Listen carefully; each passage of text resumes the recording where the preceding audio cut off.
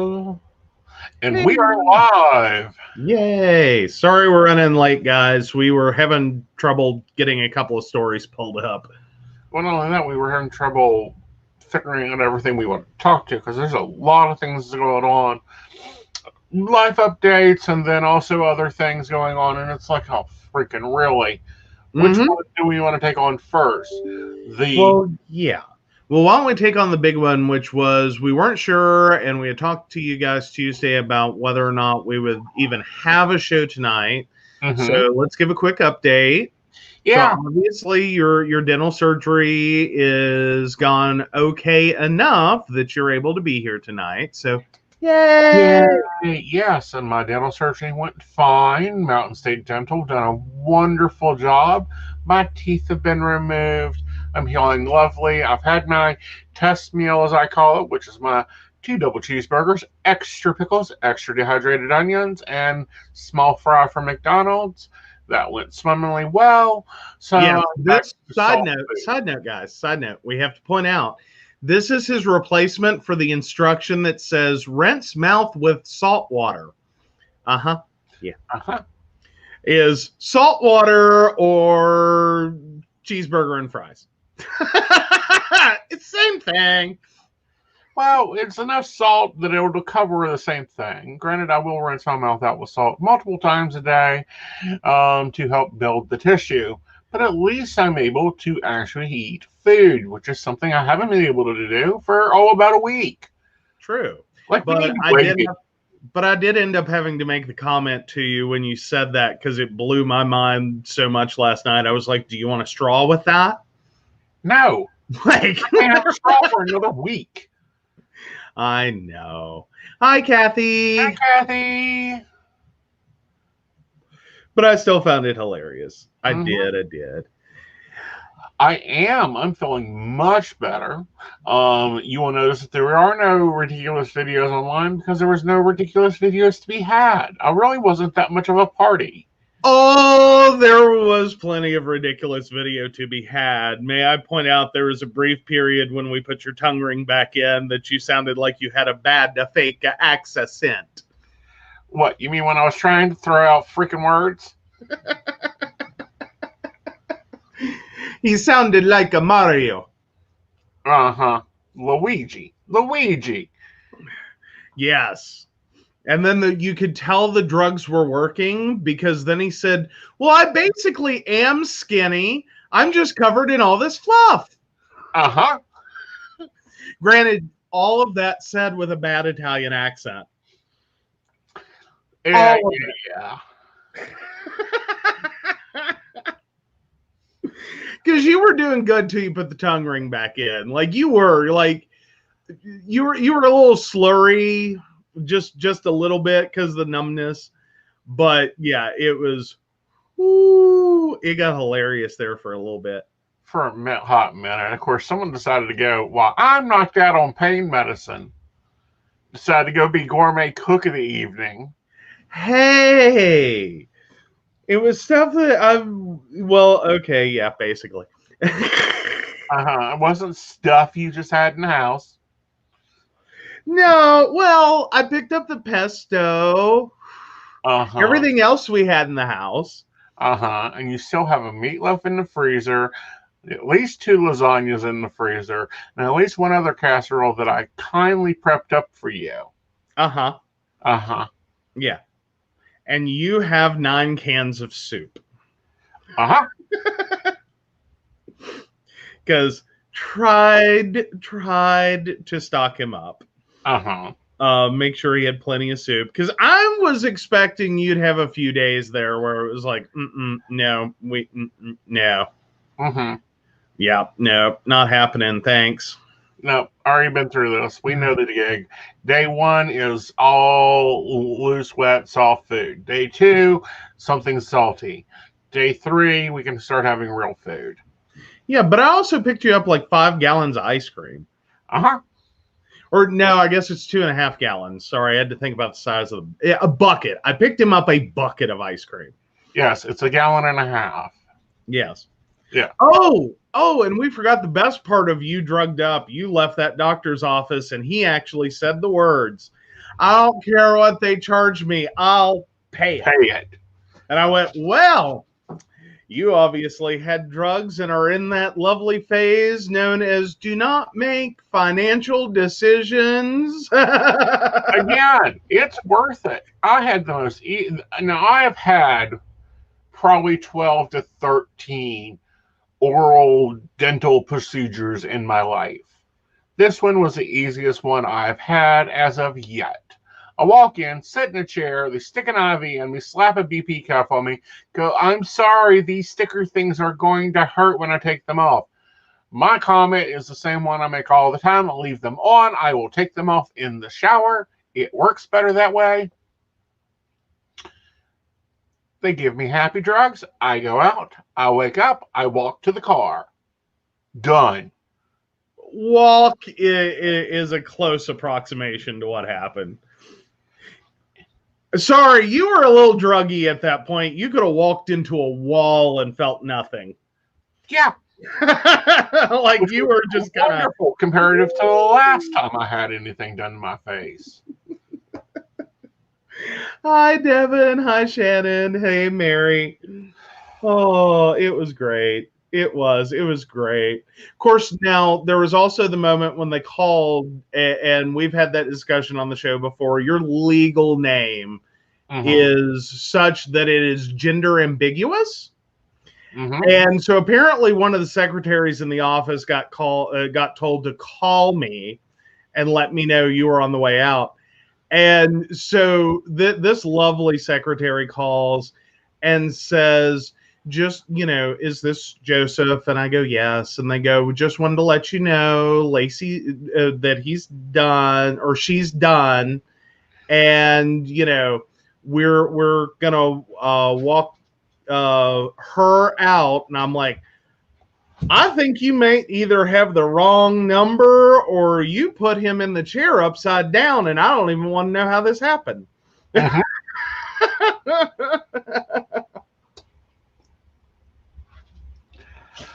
It's the fun of my names. It's fun all the time. That's how I also answer to Mrs. Arrington at this point. Well, granted, so do I, but there was the longest time everyone on the phone thought I was a woman. And it, like, for a while there, it kind of drove me crazy. And then after a while, I was just like, whatever. And then there was something about me leaving voicemail. Everyone kept hearing Jeremy. I used to have clients that would call back and be like, hi, can I speak to Jeremy? Which is fine. If you're calling me, I'll kind of work that out that you misheard my name. The biggest problem I was having was they were calling in on the main line for the company I worked for, and there wasn't a Jeremy. And they're sitting here going, we literally have no employees by that name. And like, did you get a last name? Did you get a, like, what is this about? Like, they were having to kind of sluice it out. And yeah, it got funny there for a little while, but I don't know what it was every time I left a voicemail. But that was also right about the point that I was having some dental issues. Because that was a 1-2 combo. Yeah, it's always fun with names. It's always fun with doctor's offices. Mary, she says she carries a copy of her birth certificate and other official documents. Birth certificate, which one do I want to use? Other official documents, depending on the year. Well, and then with your name, everyone immediately, like, I swear, unless they get the middle name and happen to read it and think fast enough, they still do the she. Yeah, I know. And it's one of those things. Yeah, whatever. Yeah.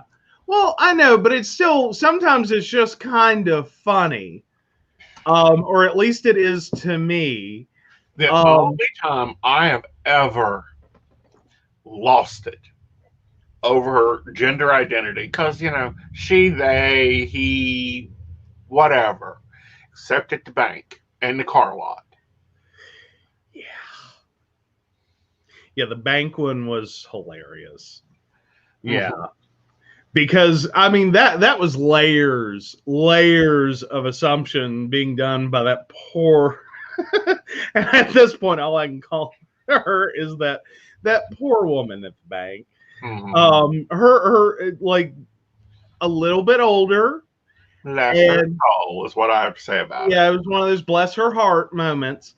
But the way that she was just like, because we had gotten the insurance check, a little reimbursement of what we had paid, and it ended up, and I hit the wrong button on my chair.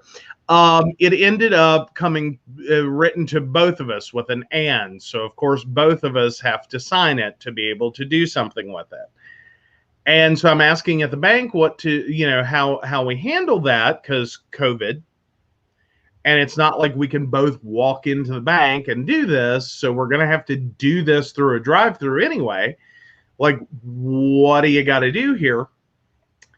And so I had sent the check through so that they could see the situation. And, first question I get asked is along the, like, well, do you have a joint account? Like, do you and your wife have a joint account? And I'm like, I'm going to skip that and say no. And just didn't even get into it. And then she follows up with, oh, well, okay. Well, both of you can just come down here and, you just tell her not to worry about it, that she can sign in front of me and we'll deposit it to your account.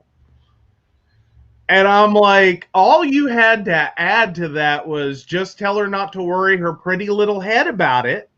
For like the perfect, like 50s, like bad. Just so bad. And I was like, but she was so nice. She was so friendly. She was trying to be so helpful, but you could tell, like, this wasn't intentionally, like, as bad as it sounds.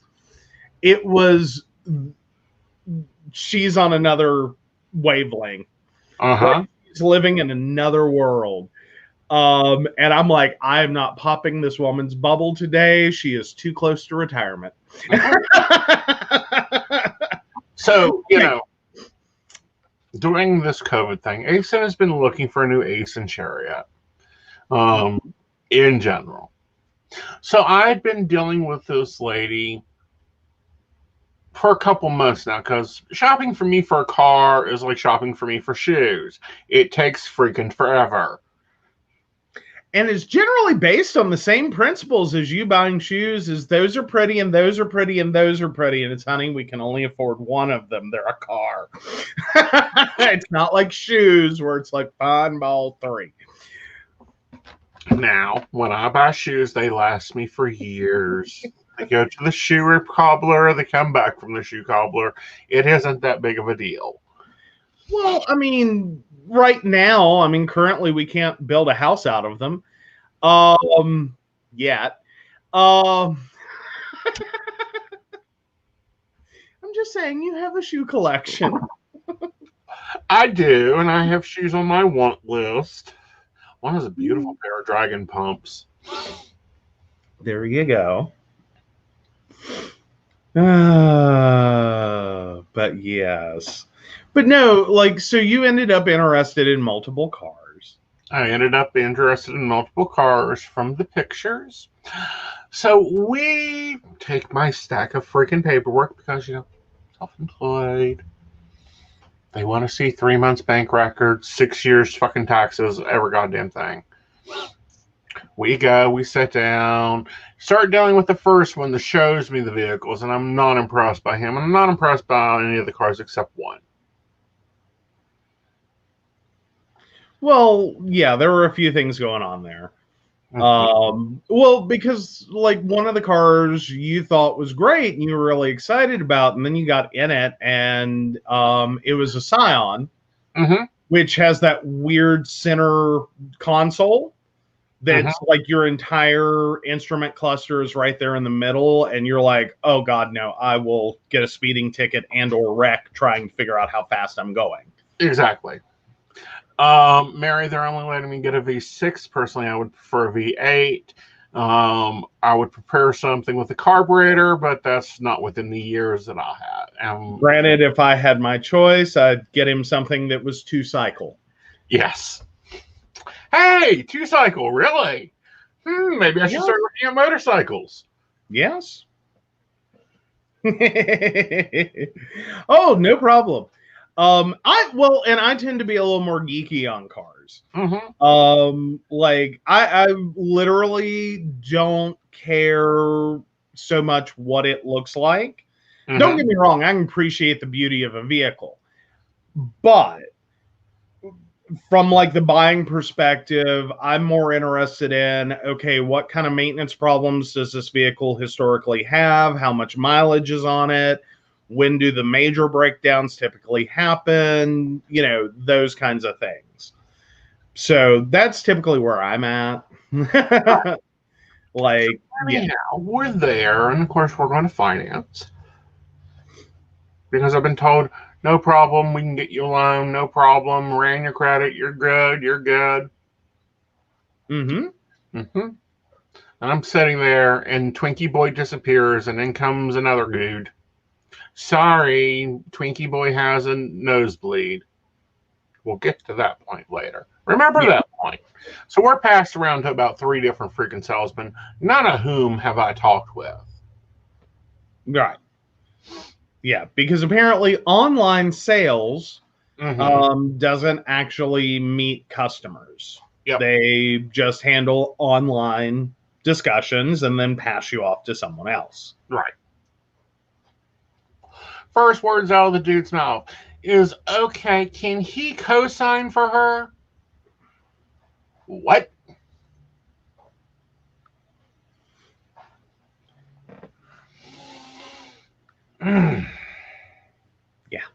Yeah. I wasn't happy. I'm like, no, he isn't. Like, one, we had already talked about that, and it was like, let's not do that, just because of some of the issues you've had with your ex and what they have done to your credit. Like, we had already had the discussion that we wanted to try to avoid commingling accounts, so that at least while your ex may go through and periodically, blow everything up, at least if we were in an emergency situation and needed to use credit to do something, that, like, I would kind of be protected over here in a little bubble. Right. Well, not only that, but, I don't like that whole idea of having a boyfriend co-sign for me or share finances with me. It's never worked out. It's easier if it's in one ownership's name or another ownership's name. That way it's totally clear. But the dude had the audacity to immediately expect you, who knows by him, to co-sign for me. Pissed me off. Well, and then there was also, like, after that point, though, most of the conversations seemed to be directed at me. Kind of like, okay, I'm going to talk to you. That kind of like,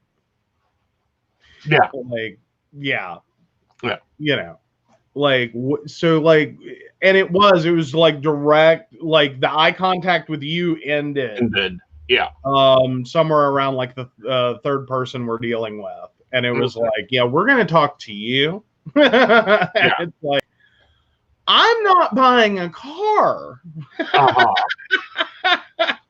Like, please understand, I'm here basically as moral support plus, additional thoughts and ideas, as well as like, okay, well, let's crunch those numbers real quick. Just make sure you want to spend that. And then they didn't even run the vehicle that I was interested in. They've ran every vehicle on the lot except what I've been interested in. Well, and I think the more important part there was we couldn't get you financed on the vehicle that even originally they said that they could, because the vehicle you ended up looking at and wanting to finance was actually even less. So it should have been an easier application. It was, I think, a year newer, less mileage, and a lower price. Right. So it should have been easier than what you were actually going in to look at. Right. So yeah. No, I am not W-2. Yeah. Yeah. Yeah. We don't have. I got identified as the man in our relationship, which happens. It's a thing. It's unfortunate and it's horrible. The unfortunately, when like we deal with straight world, that occasionally happens.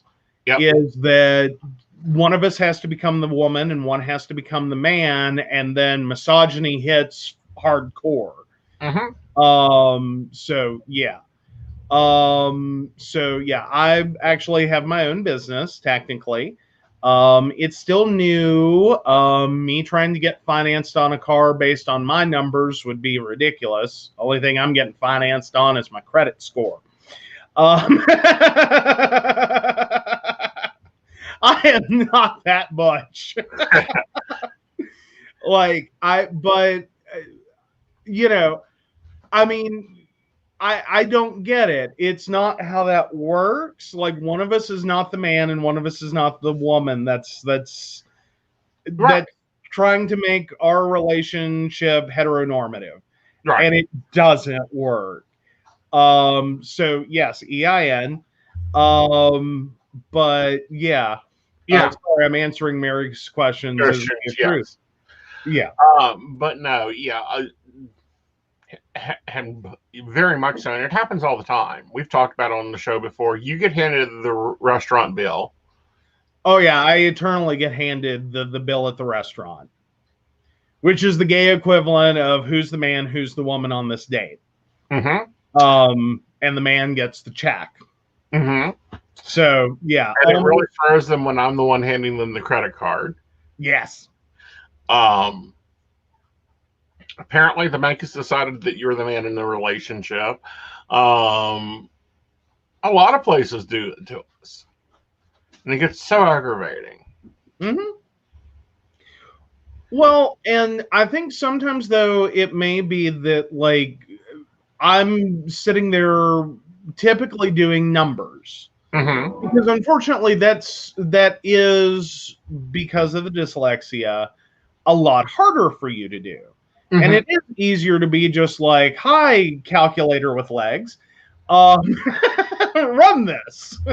Right. Well, not only that, but with a lot of things, it's more so I don't sometimes care what something costs by the half ounce. I do. I do greatly.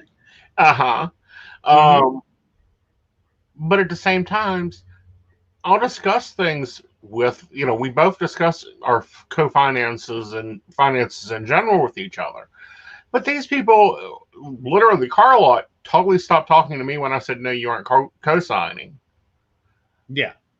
And it almost became like, well, so he's buying the car. Yeah. And, like, you're just there to drive it. Yeah. And I'm sitting here going, guys.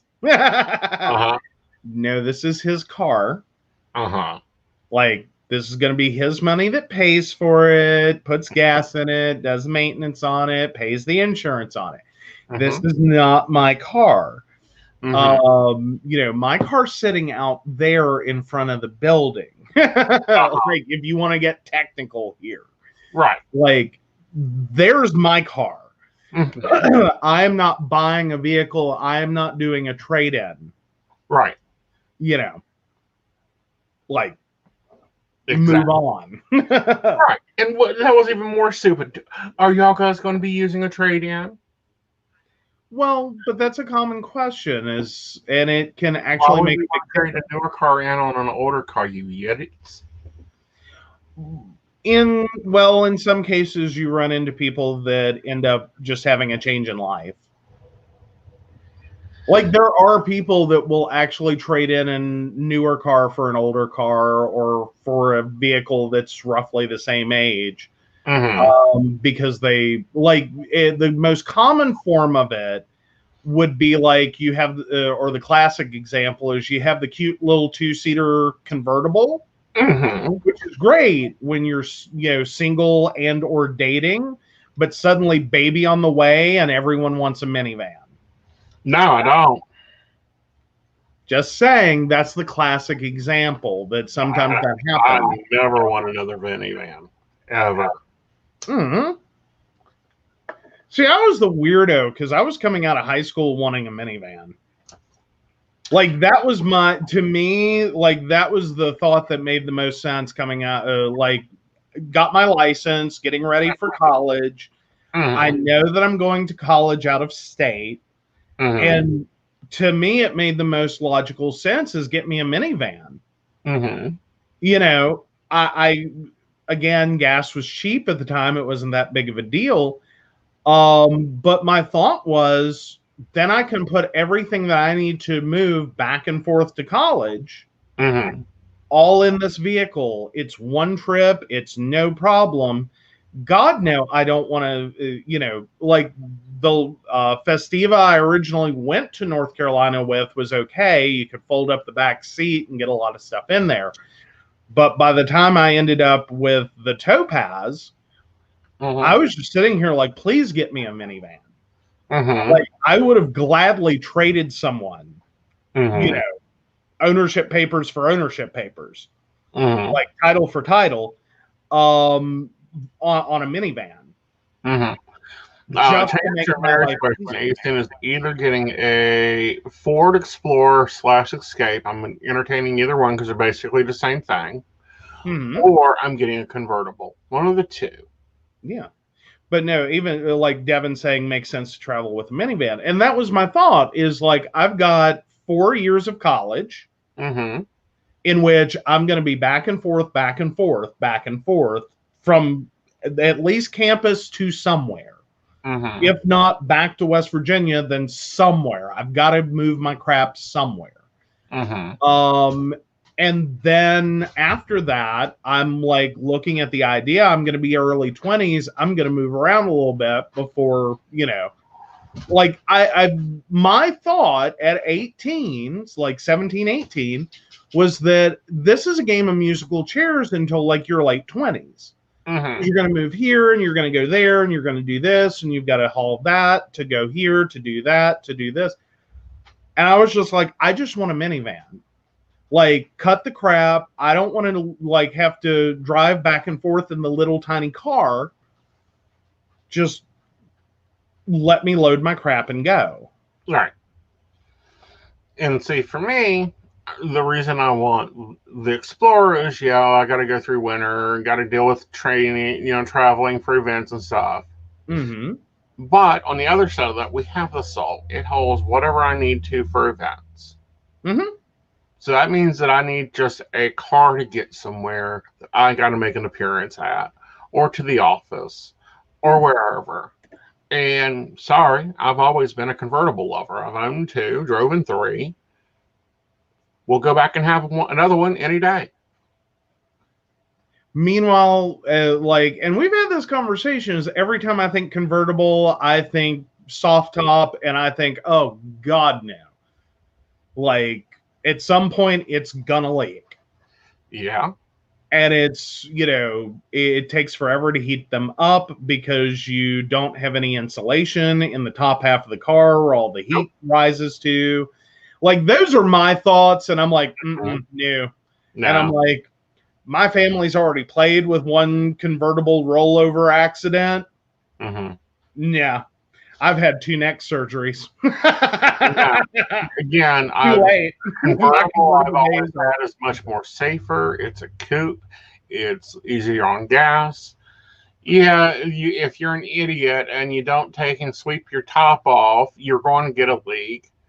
But if you take care of it, it's a good car. And they tend to be on secondary market, which I ain't buying new ever again. Secondary markets, they're fabulous. Because they're not only bought by older couples or couples that do not drive them that much because they'll stick them in the garage, which I've never understood. Well, but then again, and we've had that conversation as well, is while most people are worried about high mileage vehicles, I go the other direction because I've had that experience. Like everyone kept thinking I was the lucky kid because my grandmother kept giving me these cars with like 20, 30,000 miles on them.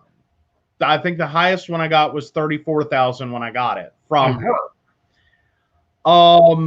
This all sounds great until you realize that this vehicle is like 10 to 12 years old. Right. Okay, there's a problem with that. 30,000 miles in 12 years, in 10 years, is not a lot of annual mileage.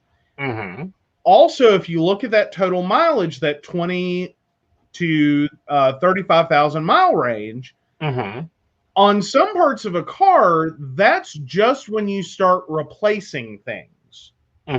Like, or you're not even close to replacing things.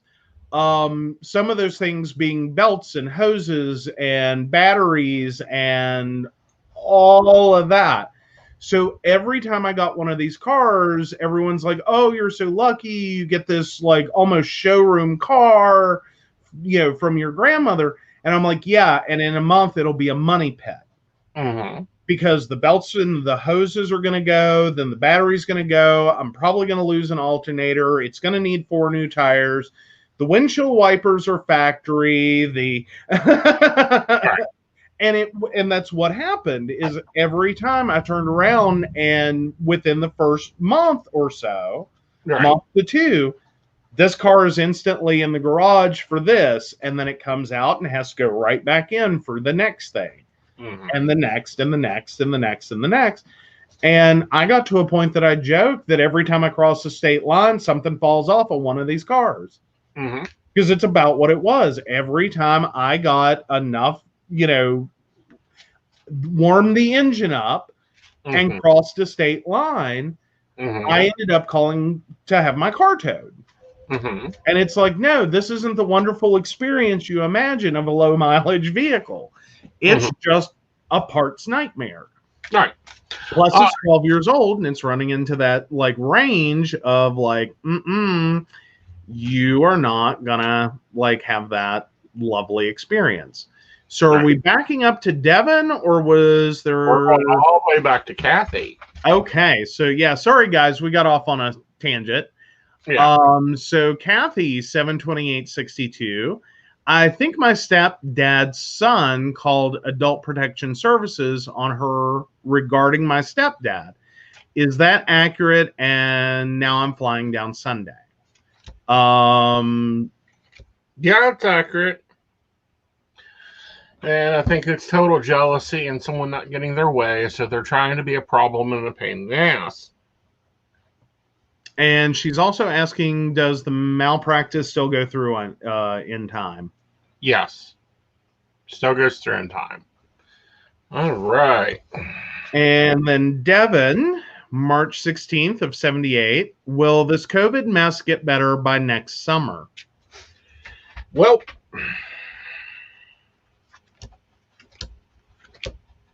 yes, but I don't think it's going to be everything we want it to be. I think there'll still be cases about. I also think that we will have to have better leadership to deal with it through the winter. So that'll be interesting to watch, and actually leads us into our next our next topic of conversation. We finally found something Donald Trump's good at. Absolutely. And I wanted to reply to 2 things that Mary had said. The first one about you being shrewd enough to say no. Actually, I will point out that when you go to a car lot, your typical experience has been you're kind of over a barrel at the point in which you're having to buy a car. And typically it's one of those moments of the old car has died. It is non-operable. And if I don't have a car in the next few days, my life is screwed. So it's not that you are not shrewd enough to say no. It's that usually you're used to being in a situation in which you're not in a position to really argue too much. And that kind of influences how you approach it. Well, Because what that's been she's your talking about is me saying no to a cosigner or no to anything else. absolutely. Yeah. And And then if on I don't Mary's like it, I still wouldn't take it anyhow. yeah, and on Mary's other comment, the C5-6 surgery, yeah. I had a C5-6 done, and that's a ACDF, anterior cervical discectomy and fusion. So basically, they went through and took out the disc, the little spongy part between the vertebrae, and then fused those together with a little piece of bone graft. I've had C5-6 and last year had C6-7. So no, there's nothing about me that can get into a rollover accident with good result. Like head injury in general is a really scary thing for me to go through. You know, at least in the next few years. Now maybe 10, 15 years down the line, I might be a little less about it. But yeah, right now it's like, no. Like I did good with the recovery I've gotten so far. And it's like, no, I can't even imagine. All right. So, but no, I think that we will by next summer should be back to life as a new normal. Like, I don't think that we're going to erase some of the things that we've learned and some of the things we've adapted to. I know for sure I ain't. But I also think that we're going to need some more paying attention to science. But no, we've actually found something that Donald Trump is good at: spreading corona. Yes. That has been the big story. And there's actually, let's see, there is a site, publictableau.com, or Tableau Public, that is tracking that. And so far, there are out of 329 possible exposures, 12% are positive, 23% are negative, and 65% of those exposed have not been tested. So we're up to 38 exposures between the Rose Garden event, debate prep, the Gold Star event, the debate itself, and then the Minnesota and New Jersey events. So that's how many connected to the president have become COVID positive. Yep. Oh, yeah. Definitely a super spreader. And, you know, and he's still treating it like it's no big deal. You know, he got all this grand health care that we paid for, might add you. Yeah, but more importantly, it in that situation is less of a big deal when you have a private 12-doctor medical team, when you have a free and available helicopter to immediately get you medical attention, when you have the vast resources of the federal government to procure your drugs and PPE and life-saving devices. And there is absolutely no question of you receiving top-notch care for any reason, then yeah, it's less of a big deal. It is more possible to say in that scenario, it is like the flu. And I put big air quotes around that, is that no, we are not saying this is like the flu. We're saying that with all of those resources slammed onto the situation, then yeah, it makes this a more of a walk in the park than it is for everyone else who is going through,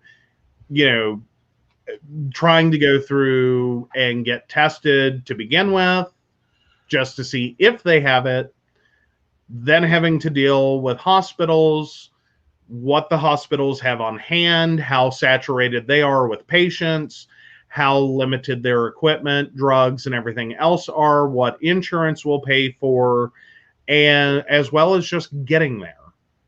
And in some cases, that can be the bigger problem, is can you get to a hospital? Right. West Virginia, we've talked about this. There are some areas of the state, it can be a very big problem just to get transported in an emergency. Mm-hmm. And, we're looking at the state. We've already had 2 hospitals request field hospitals. Mm-hmm. One of them being our largest one, CAMC. Mm-hmm. Which is the second largest hospital network in the state, is requesting a field hospital. Mm-hmm. Yes, in October going into November. Mm-hmm. And we're still not sure where we are in this. Right. Because this idea that summer was going to make this all better was obviously wrong. Mm. We are now going back into, like, we're headed quickly into the end of the year, which is when a lot of this started last year.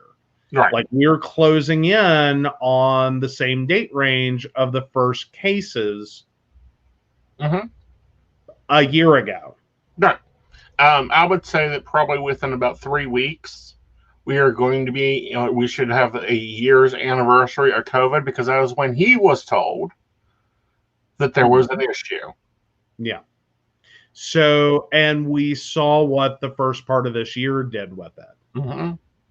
So if we repeat that again, we're still in a lot of trouble.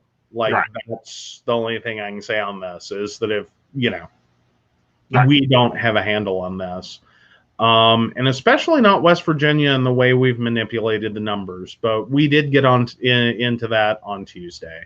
Yeah. That's a whole mess. The numbers. And he's been called on it. He was called on it today because it was my turn to watch the briefing.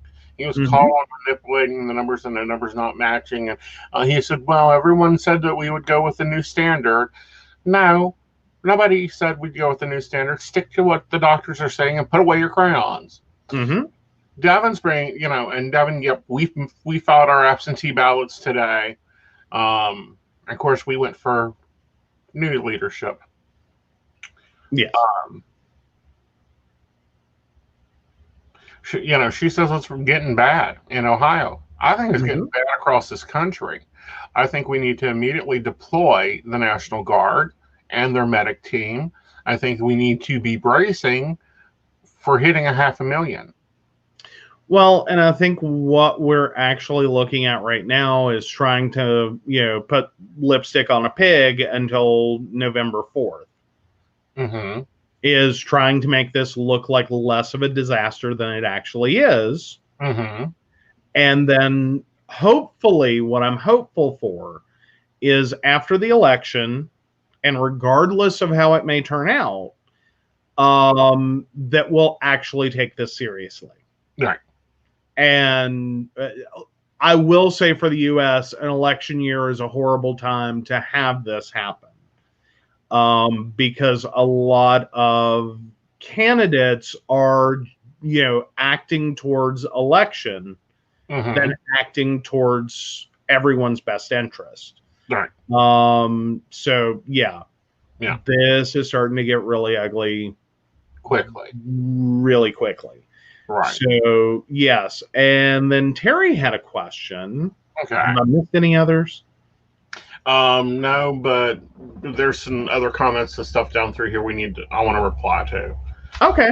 Yeah. So let's take Terry's question first. Okay, so Terry, 31357, will my boyfriend get off of drugs?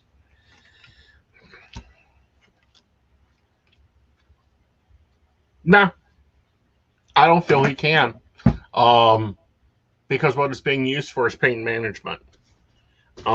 This isn't anything more than that. I think that he needs to get into a good doctor that can balance his pain management better. But no, he's not going to be able to live without medication. Okay. So more so, it's not exactly that he's addicted as much as dependent and maybe taking a little more than he should. Right. Okay. And it's because Like, he's not getting proper medication. This is well, the problem because, in this state to begin with. well, true. But like those are very important like points in the line. It's not that everyone taking high powered pain medication is, you know, just out to have fun. Mm-hmm. And I always want to like, Point. you know, point out that there's some shades of gray, Mm-hmm. even within that, is Right. that there's, you know, dependency, which is you have pain severe enough, you are non-functional without pain management medication. Mm-hmm. There, and before you get to the you're abusing this Mm-hmm. outright, totally, completely, there's also some points in between Mm-hmm. that, you know, are sometimes more forgivable. Right. Especially when a large portion of your day, a large portion of your life centers around pain. Mm-hmm. That, you know, there's no nice way to put it, but sometimes what we do, and especially now Mm-hmm. with people who are in severe pain, isn't necessarily work with them in their entirety. We Right. just kind of warehouse them with pain meds to shut them up. Mm-hmm. Their activity is still limited. A lot of the things that they once could do, they can no longer do. We don't, you know, start working with people in pain management from a, you know, mental health and emotional level, Mm-hmm. because there's a loss, and it's a grievable loss, Right. in many cases. And then there's also the, you know, occupational, trying to get them to a point that there are things they can do. Mm-hmm. We don't manage the depression related to it. We don't manage the other aspects of this. And that was one of the things I found most surprising. A friend of mine years ago, and this has been many years ago, she was 16 years old, diagnosed with brain cancer. Massive brain tumor. What they removed was roughly the size of a softball. She went from being this cute, skinny little normal cheerleader who had just gotten her driver's license, and thankfully had just gotten her driver's license, because Mm-hmm. if she hadn't have, she may have died. It was driving that brought attention to the fact that something was wrong. Mm-hmm. Because she suddenly started having issues with spatial awareness and other concepts related to driving that were way outside of new driver. Mm-hmm. Because she passed the test, able to do this, and within a mere matter of months was suddenly unable to coordinate, Right. to do certain driving activities properly.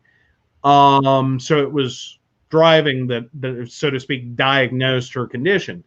But one of the things she talked about was the biggest thing that she wished they had done, um, because you go through that immediate, oh my God, you have cancer, Mm-hmm. and you immediately fall into talking about treatment, talking about, you know, all these things, you know, and everything's life and death. And then once they cure your cancer, like they remove your tumor, you go through, you know, whatever treatment you need, everyone expects you to come out of this and just be like, oh, I lived and everything's great now. And Mm-hmm. she's like, I have a whole host of problems that I have to learn to live with. Mm-hmm. And she said, I went to some really dark places after that. I wasn't happy to be alive. Mm-hmm. Like, I wasn't excited about being alive. She's like, I'm just sitting here grieving the fact that, like, I'm 18 years old. I survived cancer. I also had to relearn how to walk, relearn how to talk, relearn how to drive, relearn how to do this. I have deficits I'm never going to overcome. You know, I have balance issues. I have, you know, and suddenly all these things she thought she was going to be able to do in her life, like doors started slamming all around her. And I kind of thought of that when I went through like my second neck surgery. Is we have this disconnect in healthcare where we forget that there's a person attached to the problem, and that, you know, yay, I'm not going to be paralyzed from the waist down. But I have some issues here. Like, you know, I have some things, and it's like no one ever even starts to mention, you know, hey, we need to go over here and deal with the aftermath. Like, plus, you know, some support on the front end would have been nice as well. Right. But at least deal with the aftermath of, no, my life drastically changed.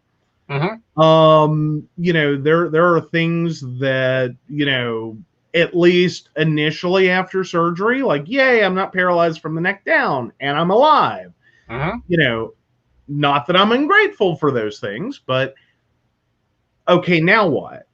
And some of the concerns I had originally, like when I first tried to drive, and I'm realizing I'm having to turn my whole body because I can't move my neck. Or at least, you know, like I'm stuck in that little range. Okay, that got better with physical therapy. You know, and then I still have other back issues that we haven't even touched on yet. You know, because irony of all ironies, while trying to figure out one problem, we found that I needed a second neck surgery. I still have a whole lower back issue we haven't even gone near. Oh, we're not even going there. We will work with PT and other things. That one's even too riskier. But at the same time, you know, these are things that you may not have seen, but I was like pushing, like, no, he's doing PT. Well, I've never seen you have. He's doing PT. Yeah. You know, and, you know, I think that you sometimes thought that I was just taking over your care. No, I was sitting there going, oh, we ain't fucking with this. You may be a West Virginia doctor. I don't trust a freaking thing you do. Well, and I was a little, like, I wasn't sure what was going to happen with physical therapy because I didn't even need it for the C5-6. Right. Like, I didn't have any, like, all I got out of that surgery was relief. Like, my whole body felt better. Right. And, you know, I was back to full range of motion, like, the day after. Like, yeah, this hurt, you know, the incision part. But the rest of it was like, you know, someone flipped a light switch and just said pain off. Right. And that was it. I was good to go. And so when I came out of the second surgery and that didn't happen, you know, it wasn't like there were no major changes. And now it hurts more to move. And I, like, my first thought was, okay, well, then I guess this is just what I have. Right. Like, this is what I'm left with. This is what I got. This is the deal. Right. You know, suck it up and move on. Hey, Brenda. Hi, Brenda. Glad you could get with us. I knew that you would be back to normal in about a year and a half, if he fought me on it. Well, and I don't know that I'm back to normal, and I don't know that I would even try to tell someone is, oh, you'll be back to normal. You know, it's normal changed. Like, that's the first thing that you really have to, like, there's going to be a new normal. Right. And it's not going to always, like, it may not end up as bad as it may seem right now in that immediate post-surgical or, like, in the pre-surgical, like, conversation range. Or that first month after surgery. This may not be your new normal either. You'll find that within a few months or get a better picture of what that is. But no, to some degree, you have to accept there's a new normal. Like, old normal died. Grieve it, mourn it, bury it, move on. Right. Like, but that's an important conversation to have, because if you keep thinking you're going to move backwards, like that this is an undo, that this surgery is going to be an undo button. Mm-hmm. It's not. It never is. There's no surgery on the planet that's going to be an undo button. Mm-hmm. It's going to change your normal. Right. It will change your normal. But as far as your range of motion, as far as your strength, the followers, that stuff, we haven't even gotten to start working on that. That's when we get to the gym, which, we're waiting to get there. Well, now range of motion we did fix. Yeah. I'm actually hypermobile. Right. I have better than normal range of motion for my neck. Within at least a couple of degrees in every direction, and several degrees in a few. Right. So I'm actually better than what most people would be. Like if you take normal human range of motion for their neck, I'm already above that. Right. Now I may have been more mobile than that before. I don't know. Like we didn't go through. There wasn't this lovely moment before everything went wrong, in which we tested all these things and knew where I started. Right. But I can tell I've lost some things. Yeah. Like there were like motions I could do before that maybe aren't normal for most people to be able to do, but I can't do them anymore. Mm-hmm. And then there are still things I have to watch out for. Right. Like I have to be careful reading for a long period because I do this stupid thing with my head. Every time I read, I forget I have to pull everything up. Right. Because otherwise I'm going to hurt badly. And in a vehicle for more than 2 hours and not move. Mm-hmm. Well, and Devin's talking about chemo damaging nerves. There's also, depending upon what all you're having done with like cancer treatment, it can damage nerves. It can damage tooth enamel. It can damage a lot of things. Devin, chemo brain's a real thing. Yeah. Well, and then on the tooth thing, I learned that I didn't know that. I actually learned that from a woman I used to work with. That after her earlier in life experience, she ended up having to basically have veneers done on all of her teeth because her teeth were absolutely trashed. By it was either chemo or radiation. But one of the cancer treatments, though, absolutely trashed her teeth, destroyed them. And so, like, she ended up having, or her family did, putting thousands of dollars into her mouth. As well as the money she had to spend to maintenance it, because veneers are a nightmare. They take work. Yeah. They're one of the worst implants to get. It's better to have a whole new implant put in. But yes, chemo, and especially Red Devil chemo. We've done 11 bouts of chemo with my dad. Never. Yeah. Okay, I need your help on a word. Okay. Sternocleidomastoid. Easy. Does your jaw hurt? Right here. With like. It did originally, like when we first started physical therapy. Sorry, I saw sterno and I was thinking down here, and I'm like, that's a whole nother story. Yeah. But yeah, no, I originally did have a lot of pain. I had to learn to do that weird look left, look right thing. In order to keep going there for a while. Because apparently that's a weird, like, human thing, is that if you hit an end, or what you think is the end of a range of motion for your neck, and you look left, look right, then you can keep going. Like, they explained that one to me, and I was like, serious? And I was like, oh my God, that actually works. Yep. But yeah. Now, the biggest problem I have found is that,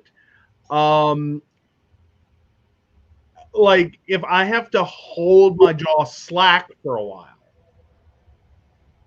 I have problems. I get a really sharp, like, muscle pull. Mm-hmm. That's been the biggest one. Mm-hmm. Like, Yeah. so, yeah. Yeah. Oh, yeah, the range. How do you mean sounds tricky? The eye motion thing? So we'll wait for that. But yeah, like it was a little weird, but it was kind of cool. Uh-huh. Because every time I would hit like an end, they're like, okay, now look left and look right and try again. And you could keep moving.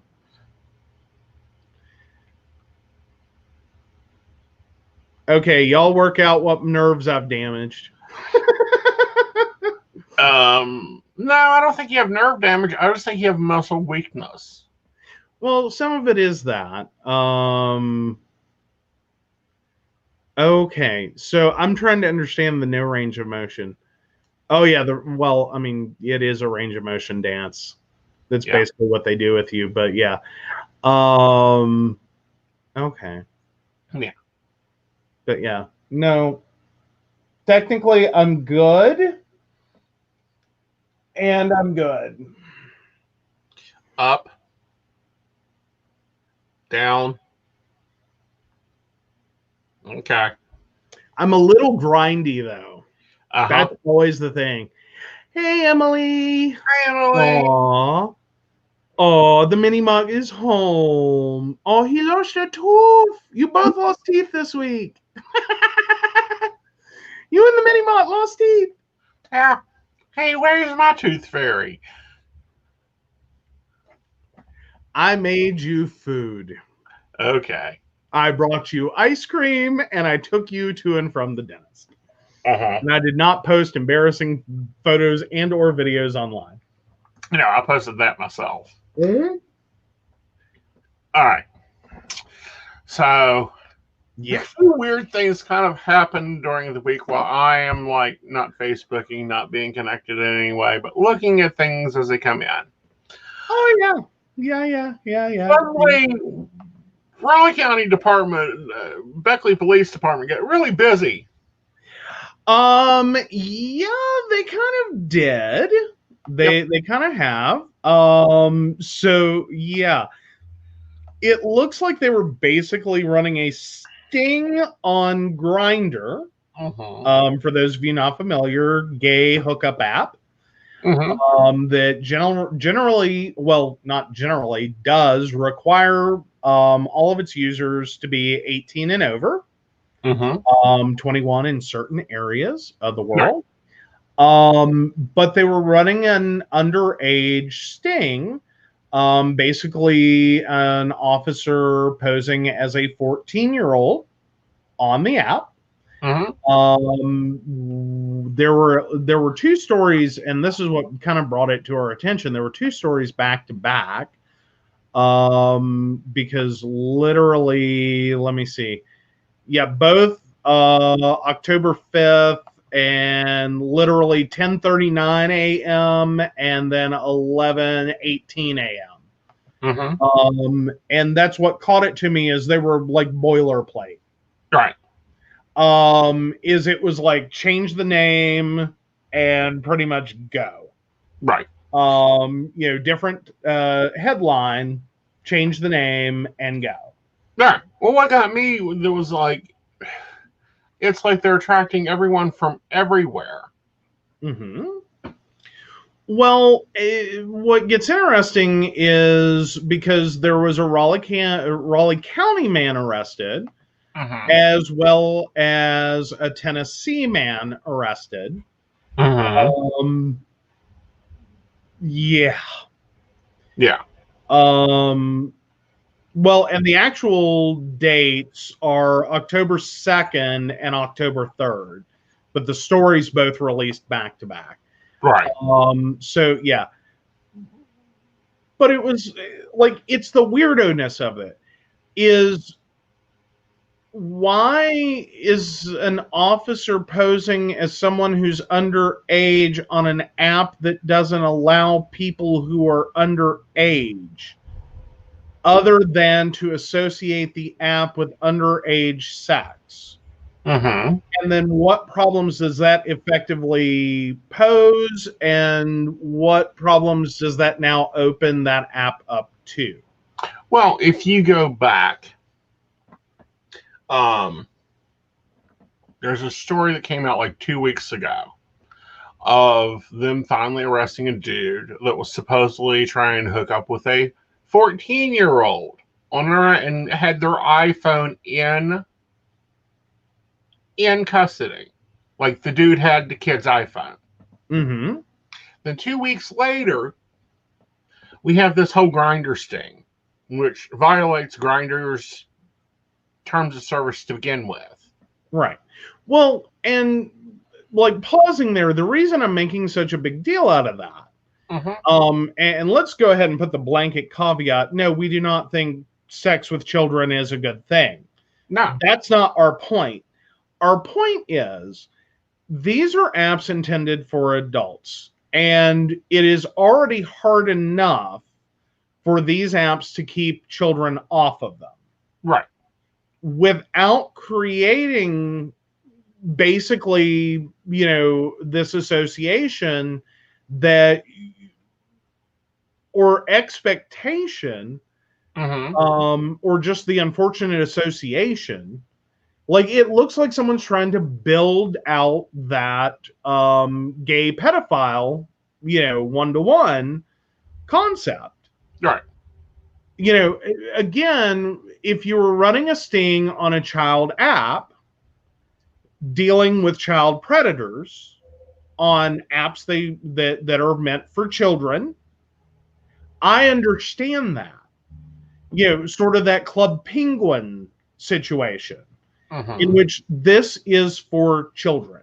Right.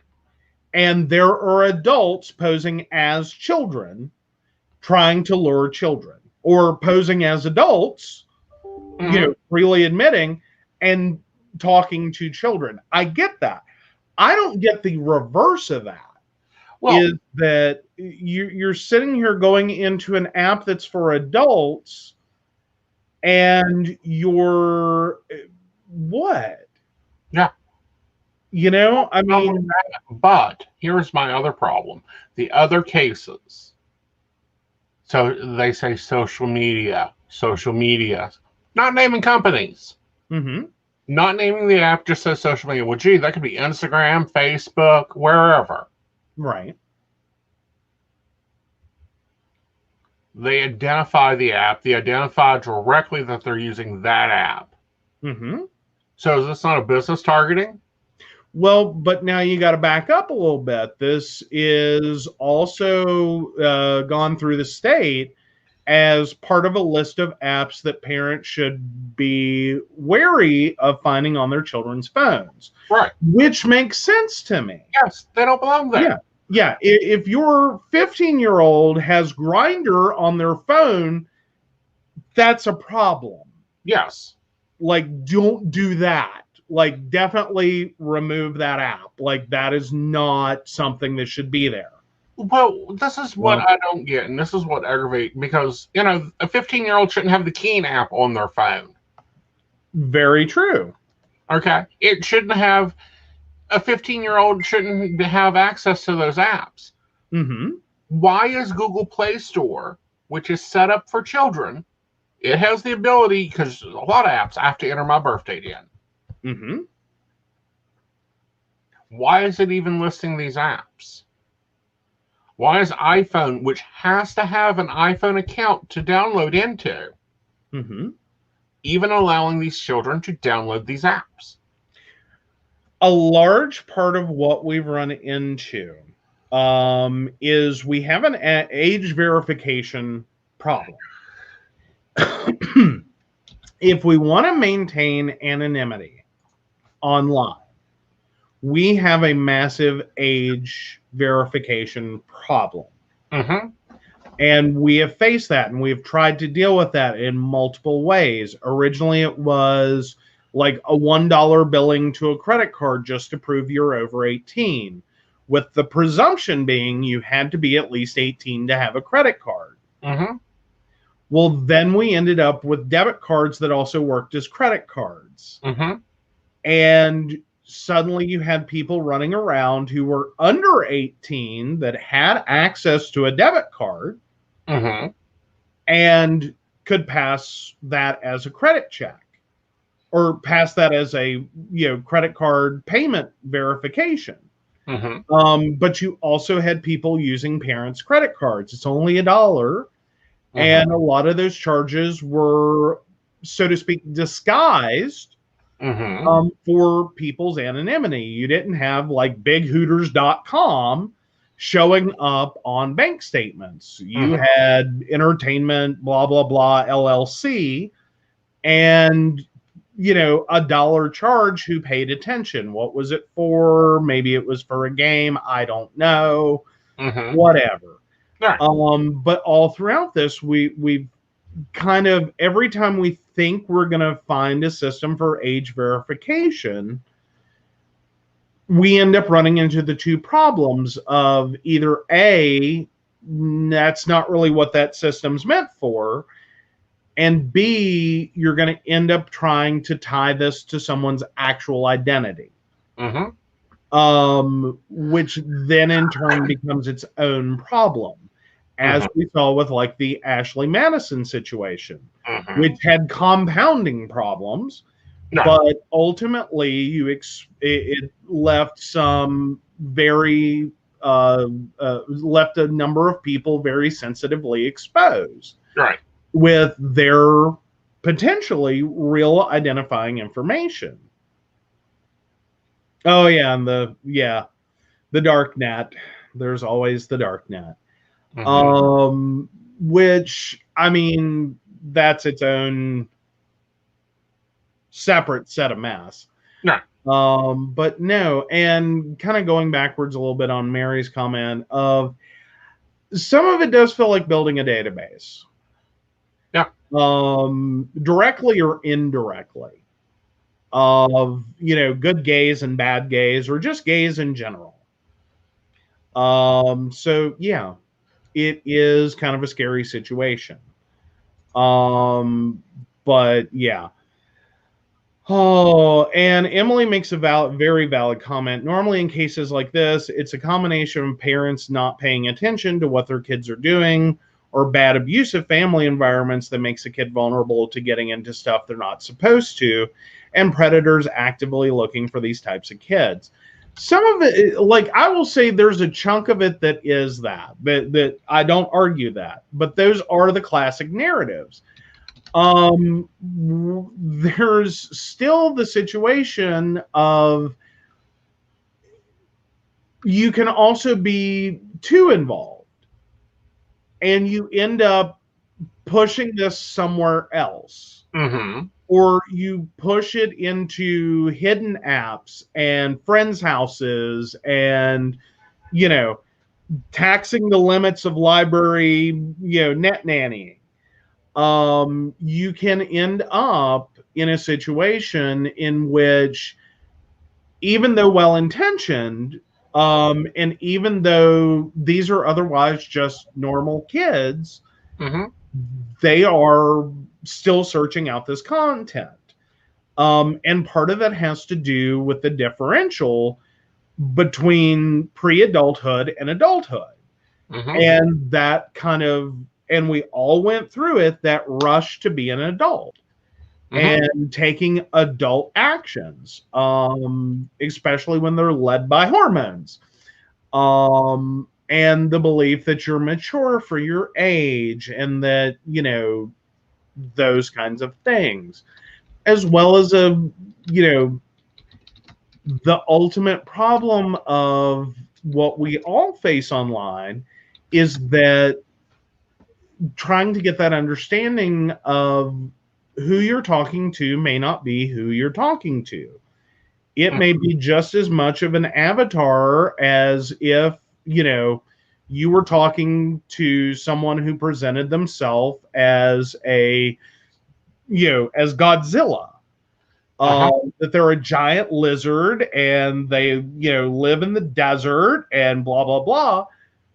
It could be just as much of an avatar as that, using someone else's pictures, someone else's name, someone else's information, pictures of houses that they don't own from realtor sites, presenting a whole different life. And we even have that just within, so to speak, the YouTube cult of celebrity.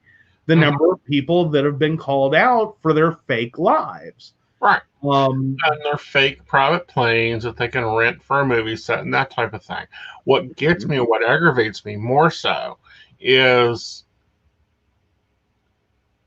these aren't predators hunting children. These are predators hunting predators. How do you mean? Like, let's go ahead and clarify that. Okay, we have law enforcement hopping onto a place where normally they don't play games. They'll suspend your account if there's any suspicion. They do keep a very good gateway. And trying to create issues and problems. And it's kind of like, okay, why aren't y'all... Do we see them going to Match.com and pulling this, or to Tumblr? No. Well, and just going into the Emily Mary conversation real quick, there are people that end up, because of family circumstance, being legal adults and still hiding things from their parents. Because for any number of reasons, typically in this area, it's going to be religion. And it's going to most likely be somewhere in that Pentecostal, Jehovah Witness kind of line. Yes. In which you have strong faith-based communities that are very big into casting people out. Right. For offenses against the religious practice. Yeah, and let's not forget the Mormons, the second biggest cult in the world. Not to mention, you have a lot of families, especially in West Virginia, that by circumstance of where they live, they are over involved in each other's lives. Yeah. The parent, and here we go. The parents were a very conservative Indian family. My brother's friend was going to college, but still living with them and commuting. They insisted on having full access to all his media devices and accounts. So he had hidden email and hidden accounts that he would go to my brother's place to chat. Yeah. Hi. Yeah. Yeah. But you'll also notice that that's part of like, if you want to see that in movies played out, part of that was also like my big fat Greek wedding, and the whole struggle that she went through just to enroll in a college course in accounting. Like, it's that level of parental involvement, of family involvement, that, you have someone who is a legal adult that is kept in a situation in which they are dependent upon their parents, that they're they're still stuck in the, so to speak, minor child role as well. Not, or income-based role or discretionary role. This is why it's important for three things to start going on. One, kids and parents need to get on the same page. Like, my mother knows how to operate Facebook. Not well, but she knows how to operate Facebook. We taught her Facebook early on. But we also need to get into that, get past that, well, if you're this way, I'm going to cast you out. That's just terrible. And it's more than just adult life. It's having an adult life. Hiding behind curtains doesn't help. Being fearful that you're going to destroy your family because of who you are. Buy a new family. Build your family. But for a lot of people in those circumstances, it's not just like you're looking at it at this one point in time, and you're trying to take yourself and put yourself in those shoes. Those shoes started from infancy and have stretched to 20, 25, 30 years old, 35 years old. We know of one person in particular that is not much younger than we are, if they're younger than us, actually. Can't remember their exact age, that while does not live with their parents, much of their action and their choices and the things that they're doing in their life and the way they're going about them are very much controlled, in a sense, by that fear of ostracization, of being thrown out. And ultimately, because of a religion, being told they have to either choose to be themselves or their family. Right. Pick one. And connected to that family isn't just, like the mom, son, child, father, child, sibling connections. It's their source of income. It's the property that they live on. It is, related to their financial accounts. It is literally tied into everything. They get thrown out of that. They are suddenly homeless, unemployed, without a cell phone, without anything. Right. And how do you make that work? Right. And it takes time, and it takes development, and it takes people stepping up and being in the community. And, building community. But the other part of that is know what your kid's doing. Like, I'm sure whatever little Mott's doing, big Mott's know. And if you don't know what your kid's using, like you don't know what an iPad is or an iPhone, learn it. YouTube it. Call Joe. He'll talk you through it. Yes. Yeah. Some of it is that, but some of it is also the fact that what is also occurring is there's active development of apps to hide apps. The most well known at this point is the calculator app that you basically type in a certain string of numbers and it acts as a password and unlocks hidden apps on the phone. So that they're visible. There are also phones that natively have app hiding.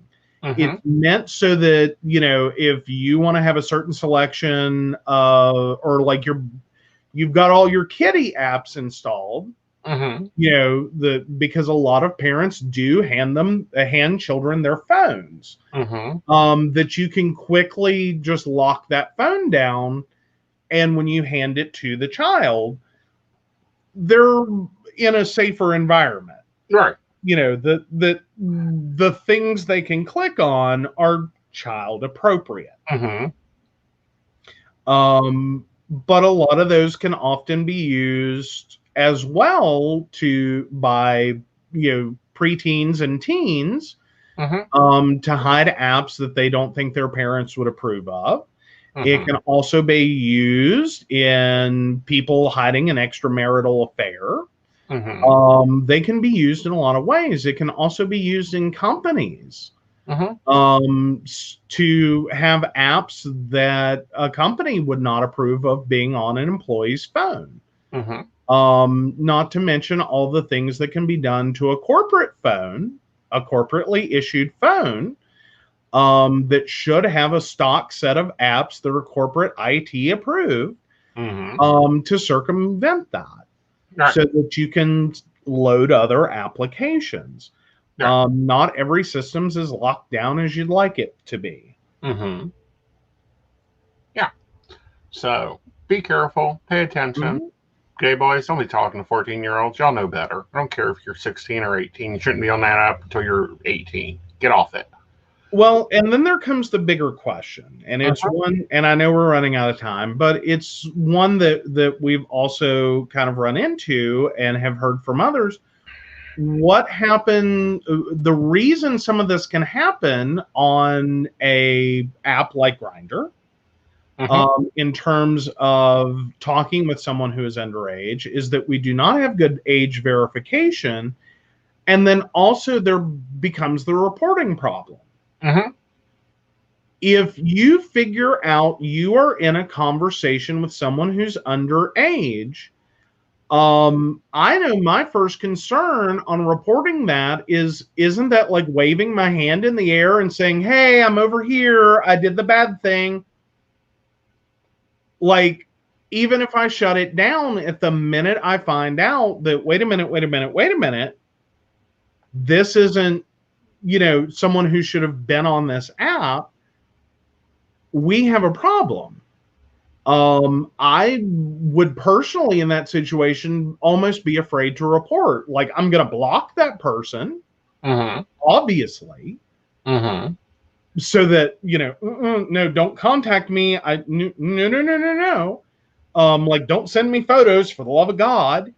But at the same time, are we seeing a reporting crisis that is allowing that to happen? Right. And it makes me question, should we not be focusing more on getting the reporting on the app if this is a prevalent problem, enough to start using the app to find predators? Don't we have to work out the reporting issue so that we can keep people who are underage off the app and make people who are contacted by someone underage more likely to report? Or are we actually at the problem of now it could potentially just be used? As in, someone goes on the app and they're underage, they contact you, or you contact them not knowing. Right. And effectively, through no fault of your own, you could end up in possession of child pornography. And in the situation where you are either using a computer to solicit a minor, which I think is the charge in those two cases, or luring a minor across state lines, which is a federal charge, unknowingly, unwittingly. That if you are talking to someone whose profile says they're 18 or older, and only someone who is 18 and older is supposed to be using the app, like, that's a big gray area we don't talk about of how do we fix this? Like, from a user perspective, from someone who's over 18, how does someone over 18 start to fix this? Or can we? Or do we just set ourselves up to be arrested? Well, I think in general, the only way we can fix it is from the app itself. We have to get the age verification out. If that's paying $1, that's paying $1. If that is connecting it to your Google account, which you already do with that app anyhow to back up chats, then it will go off the Google. Fundamentally, none of those are legitimate age verification systems. None of them are. No. The dollar charge was immediately disproved as a useful method. And the biggest problem that we've had are a lot of people want to maintain their anonymity online for any number of reasons, whether, effectively these are grown adults that may have lives in which, for instance, having a fetish or kink would create problems. And engaging in an adult community would effectively become barred to them. Because of their life situation. That, it would be detrimental to have that so closely tied to their identity. So we have a massive age verification problem, but we also, I think, have the massive reporting problem. Is how do we report this Right. On apps without getting into a situation where we ourselves Mm-hmm. are basically waving our hands in the air going, hey, over here, arrest me. Right. So yeah. But then you have the same problem. Even if the vendor is checking a social security number database, you're tying to identity, and that doesn't mean the social security number being entered is necessarily that of the person actually registering. Mm-hmm. Like, how easy is it to go grab mom's social security card or dad's social security card, or to grab the social security card of grandma or grandpa? It's, when you live with someone, getting access to a social security number is not as hard as you think. So Mary does have a question. Sorry, I know you were trying to get to it. Yeah. But and I would be interested to hear that, Mary. So Mary, 11/28/57, will JLB and myself have peace? Yeah, but I feel like y'all guys have to come to balance first. That's kind of acknowledging, your positions and places in life. And, JBL is this age, you are this age. You have to work on that friendship level and then build past that. I think that there's a lot of I need to protect, I need to take care of going on here. And it isn't working because you're smothering both of you. He's trying to take care of you, you're trying to take care of him, and then you're two joggerheads knocking at the bit here. Okay. Aw. And Devin's so sweet. When her daughter came out to her at 12, I told her, honey, I kind of known since you were 7. I just didn't want to label you. And followed up with that she didn't care. I told her that was fine, and that she has gay friends and relatives, and asked if she still wanted to go get ice cream. Sounds good. There you go. That's an awesome way to deal with coming out. Absolutely. And that's an awesome way to be talking and dealing with children. Is this is a modern world. This is a modern life. Children need to be exposed to everything. Let them decide. Well, except for adult content. Except for adult content. Of course, except for adult content. Well, but that's what I'm saying, though, is like, sorry, we just finished that conversation, so careful. You bring up a great point, then. Mm-hmm. The reason that children hop onto adult apps is there isn't children's apps.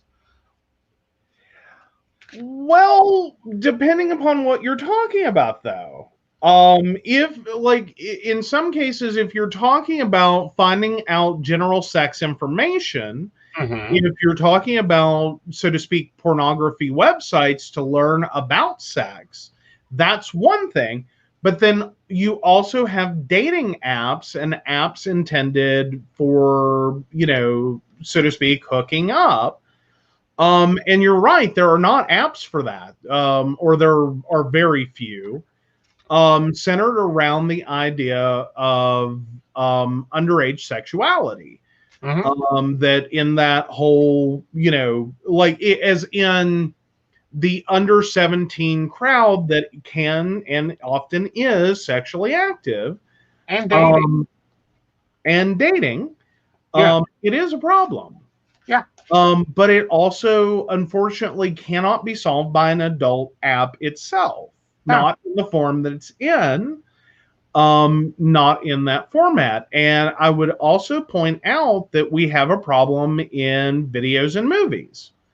One of my favorite shows, and I'm trying to remember offhand the name because I can visualize it and see the whole scene, and I love the show.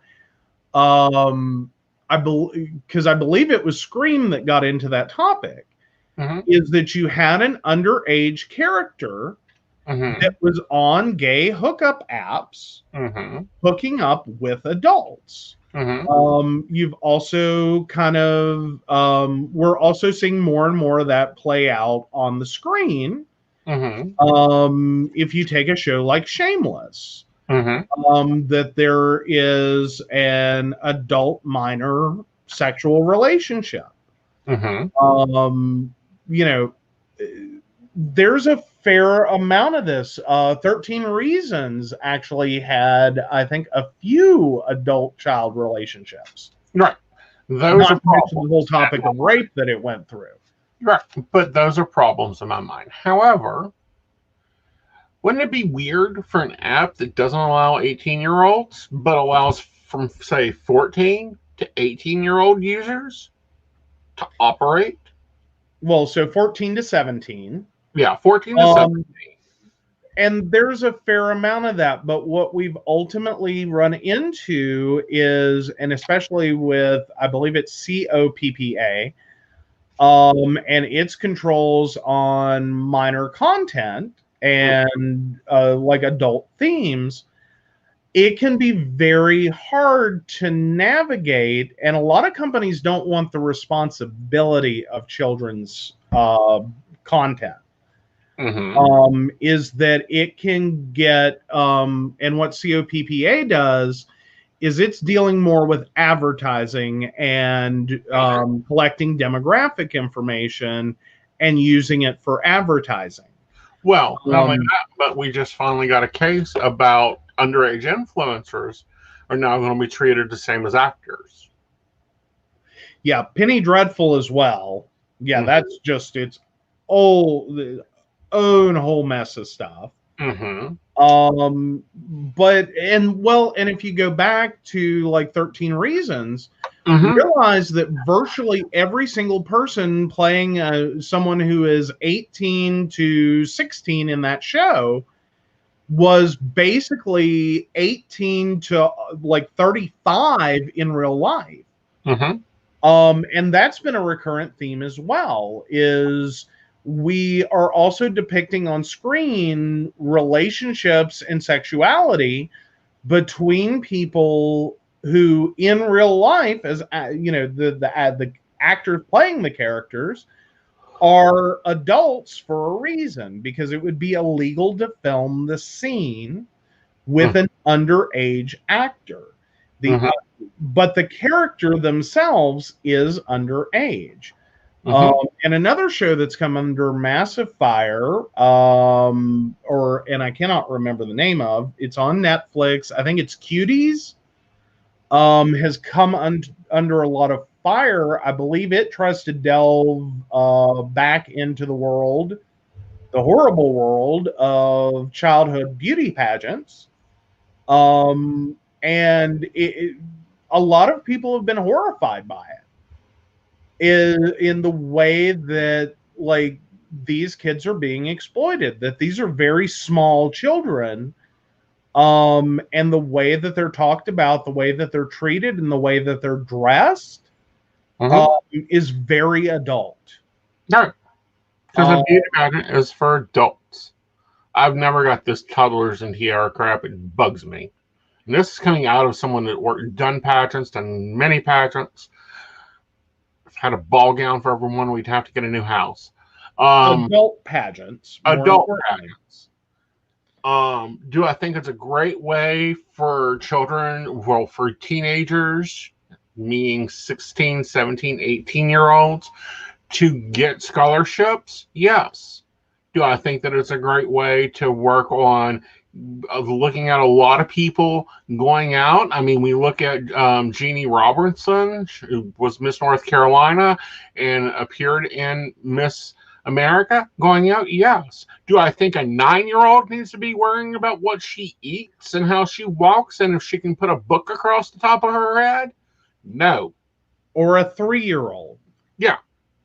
And a lot of this has come under fire with like swimsuit competitions. You know, that ultimately, even if you're talking about someone 16 to 18 or 16 to 17, you're still in many ways sexualizing a child. Yes, they're almost an adult, but that's still a child. But if we look at some of the pageants, not the mainstream pageants, There are many other pageants out there other than the mainstream swimsuit competition. Sunday dress outfit, modern business outfit. You take out these what was okay in the 60s and 70s or even the 40s categories. Mm-hmm. Put in the ones that have been created by other pageant systems because it didn't work for the theme of the pageant. Like if you've got Miss Business USA, you don't want to see her in a swimsuit. You want to see her in a business outfit. But sometimes it becomes the same problem.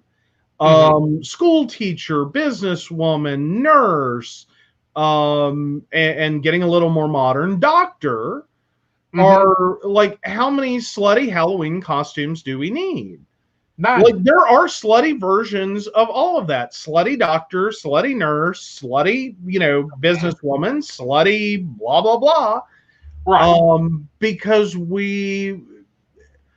even our role play tries to sexualize some very normal female professions or women in professions. So does that necessarily fix the problem? If you have a toddler that's Miss Businesswoman USA, is it going to necessarily fix that? Or is it just going to devolve quickly? Again, if you slutty toddler. There shouldn't be a 3-year-old in a pageant. There are infants in pageants. Again, well, cute baby of the year, I get. The rest of them, I don't get until about 18. Well, 17, when you have the Miss pageants. 16, we have the Little Miss pageants. I can understand those. Those are scholarship-based pageants. Well, when you're getting to that level, that's a slightly different thing. Right. But there's still a lot of the Little Miss pageants, the little Miss pageants, that we're not just talking about the big poofy, Shirley Temple look. That she's a pretty little girl. Some of these are evening gowns that, like, Vanna White would wear, scaled down to toddler size. Oh, I know. It's a spaghetti string, braless, strap, open back, low cut. And often these children are padded. Yeah, and it's ridiculous. That should have been disqualification, in my opinion. That's why I don't think those pageants should exist. Yeah, well, but I think the whole thing's ridiculous that we even allow that to happen without calling it what it is. It's not a beauty pageant. It's child sexual exploitation, just with less nudity, and that's by a thin margin. By a very thin margin. Right. That's why I just said up until 15, it shouldn't exist. At 15, have the pageants, but that money either goes into a scholarship trust fund, which is the way the Little Misses do, or like a future scholarship. Yeah. Which I can understand, but it also still means that at 15, more than likely, these pageants are still going to be sexualizing what are legally minors, legally children. That's my problem. Is you're sitting, like, we're sitting here trying to have a duality of conversation, not just you and I mean the world, or at least the country as a whole, is trying to have two conversations over top of itself.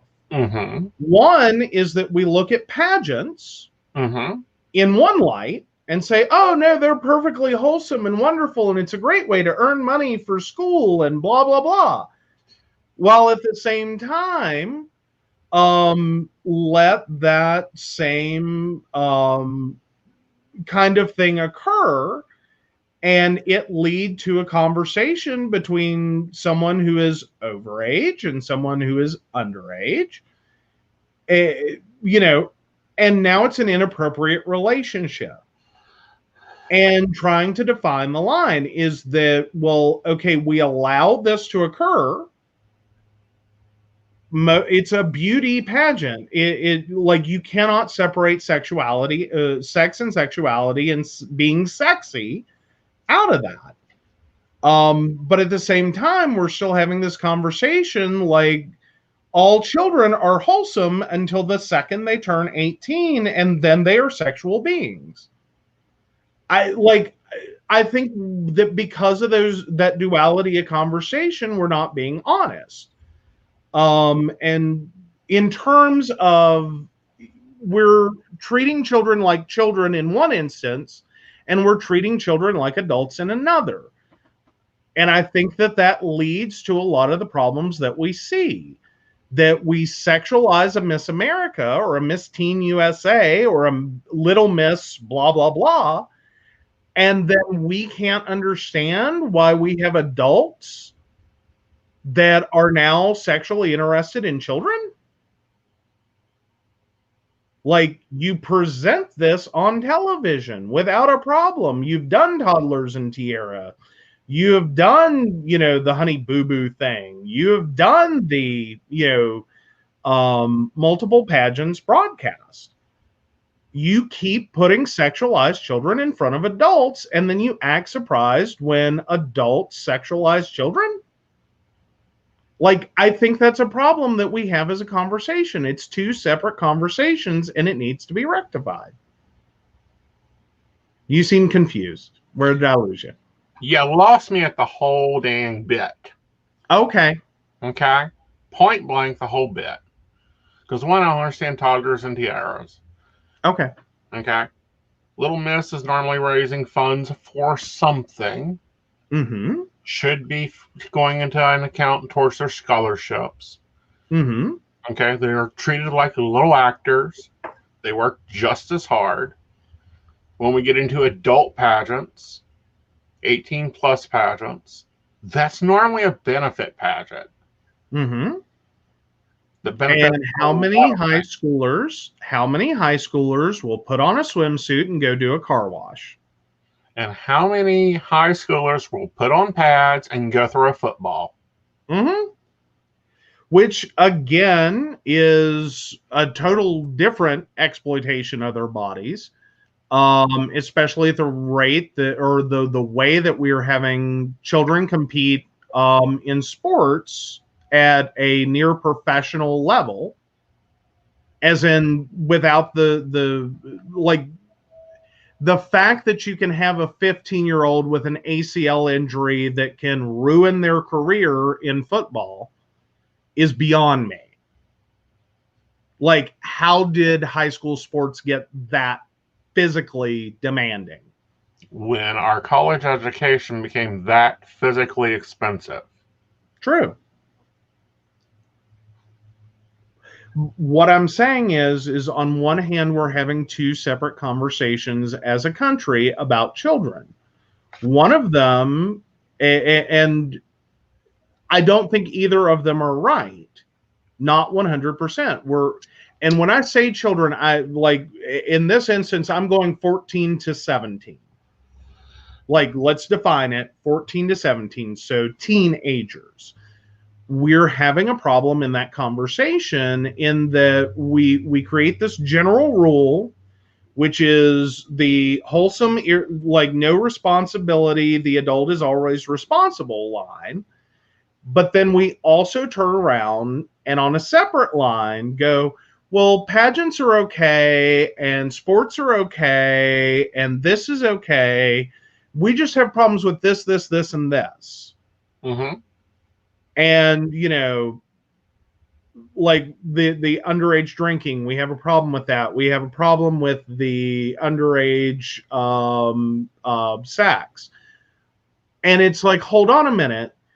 One, that basically we're expecting someone 14 to 17 to be totally asexual.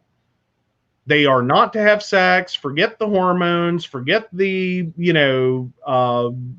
effects of puberty, and the fact that, yes, during that phase of life, there's a hormonal influence to sexuality.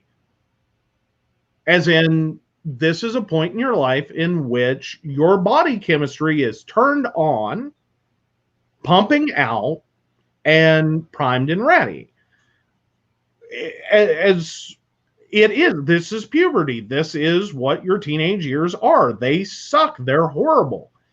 But then we're acting like sex shouldn't occur. We're teaching abstinence. We're not teaching sexual health education. And that's the reverse side of it. Is that's the other problems we have.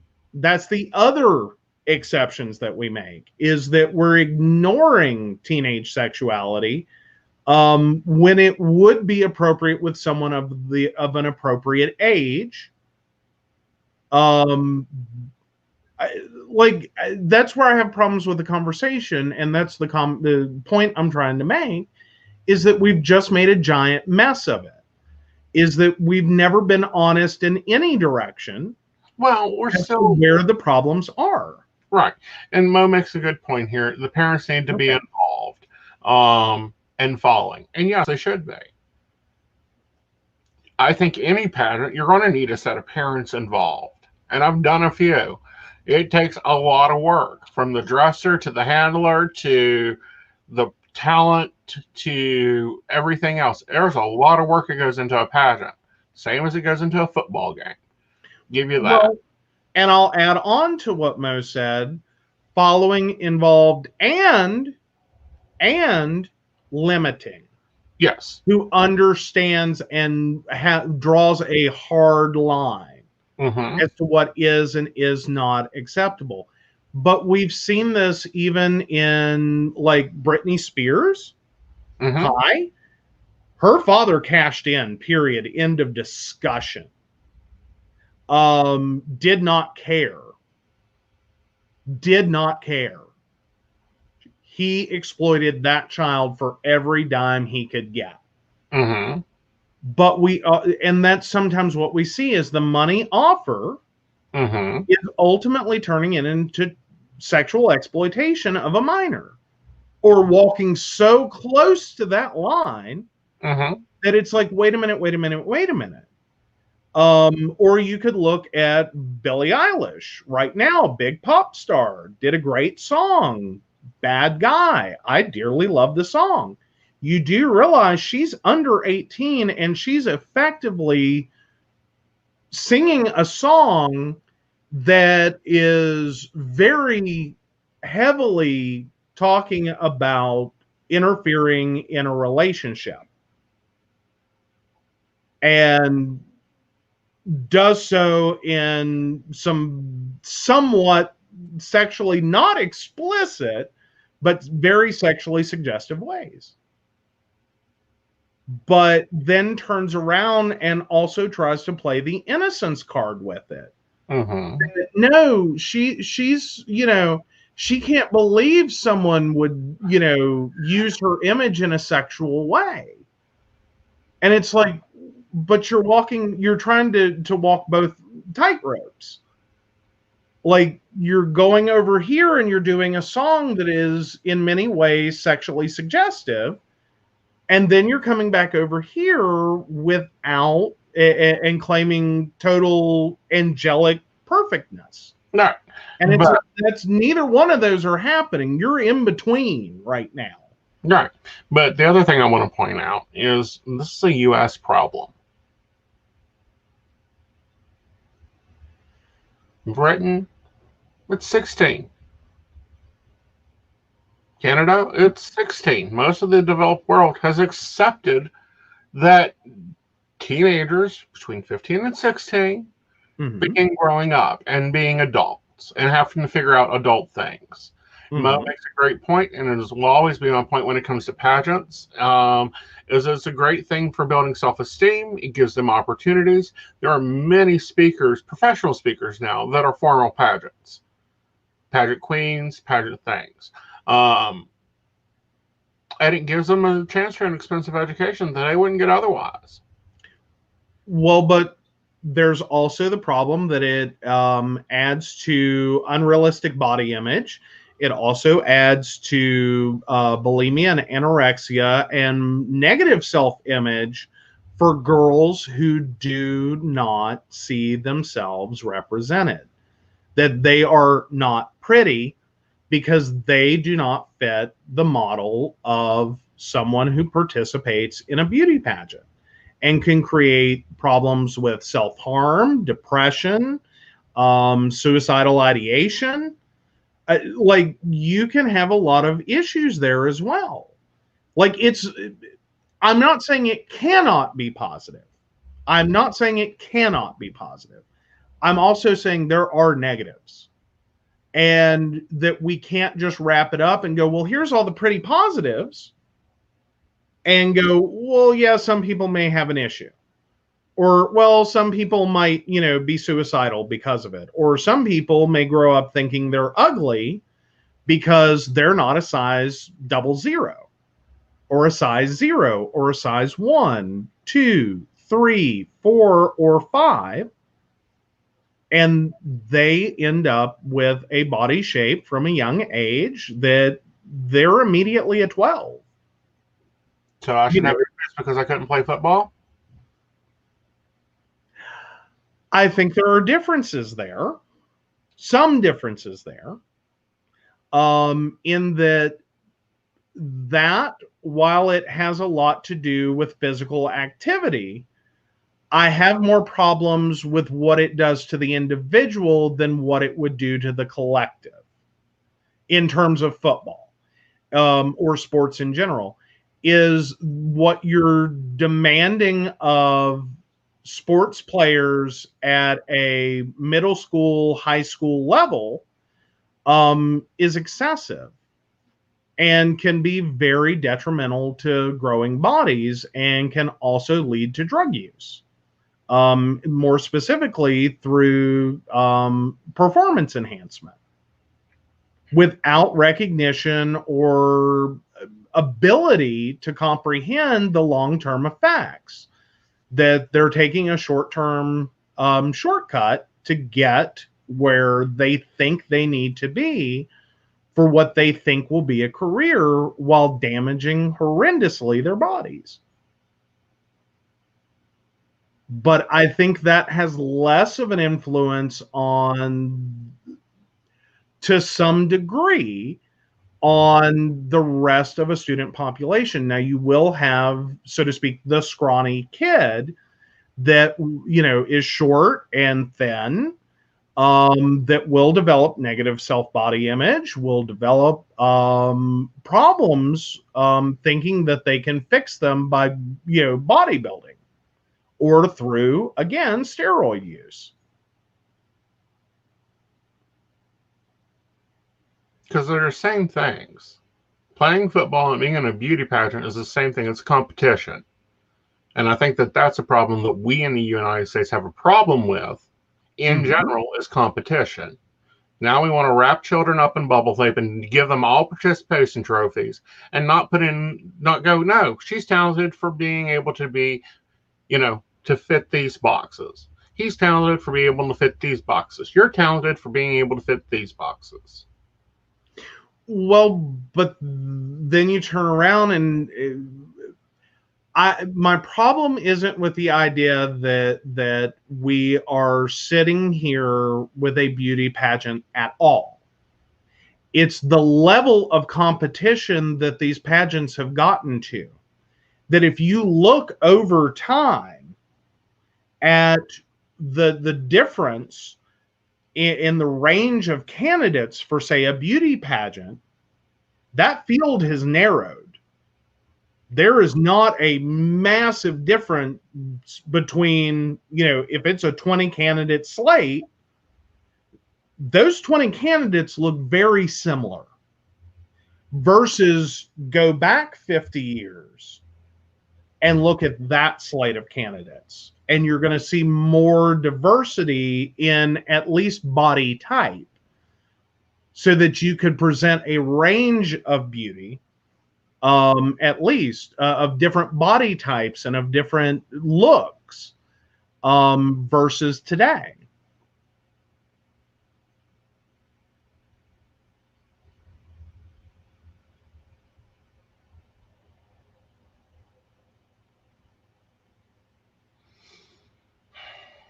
Okay. I don't agree. I Okay. say it was the same talent as someone at a dance competition, which normally a pageant includes a talent number, which is normally dance or musical instruments, because a chance for people who do have those skills to be rewarded. Because of course we don't fund the band or the drama department like we do the football or the basketball team or the soccer team. Very true. No, I don't have a problem with the talent portions of a beauty pageant. Those are actually meaningful, worthwhile portions of the competition. But that's not generally what the competition is about. It is a portion of it. Really, It is a even though portion of it's probably the one that's the most scored points of a pageant. it. Okay.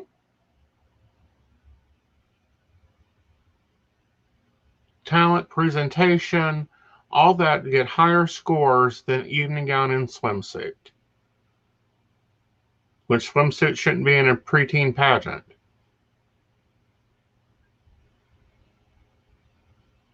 Okay.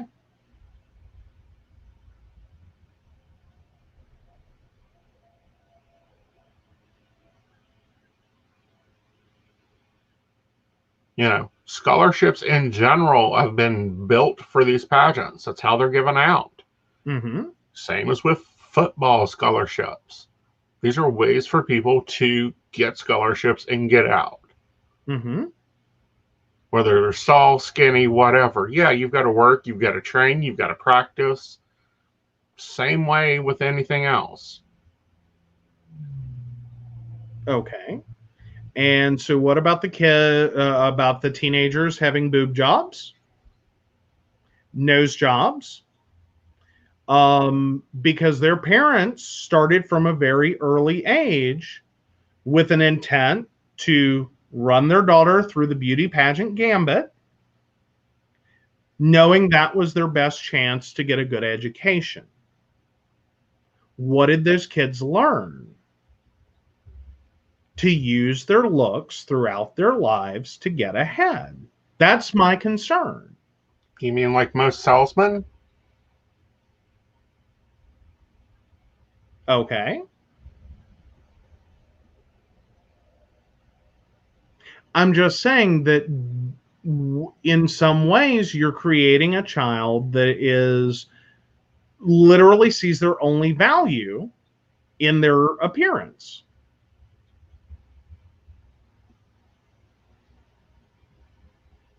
And the potential damaging effects of a parent who spends money to fix their child to fit current beauty standards, that is willing to, so to speak, go the extra mile to make sure this child wins through augmentation and drastic change to their physical appearance.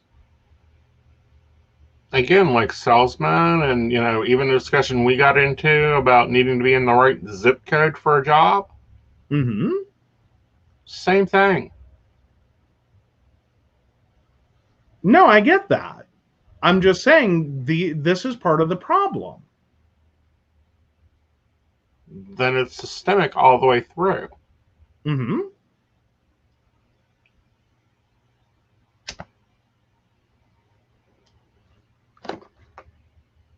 But okay. Sorry, I just feel like I'm aggravating you with the whole conversation, and like I don't understand.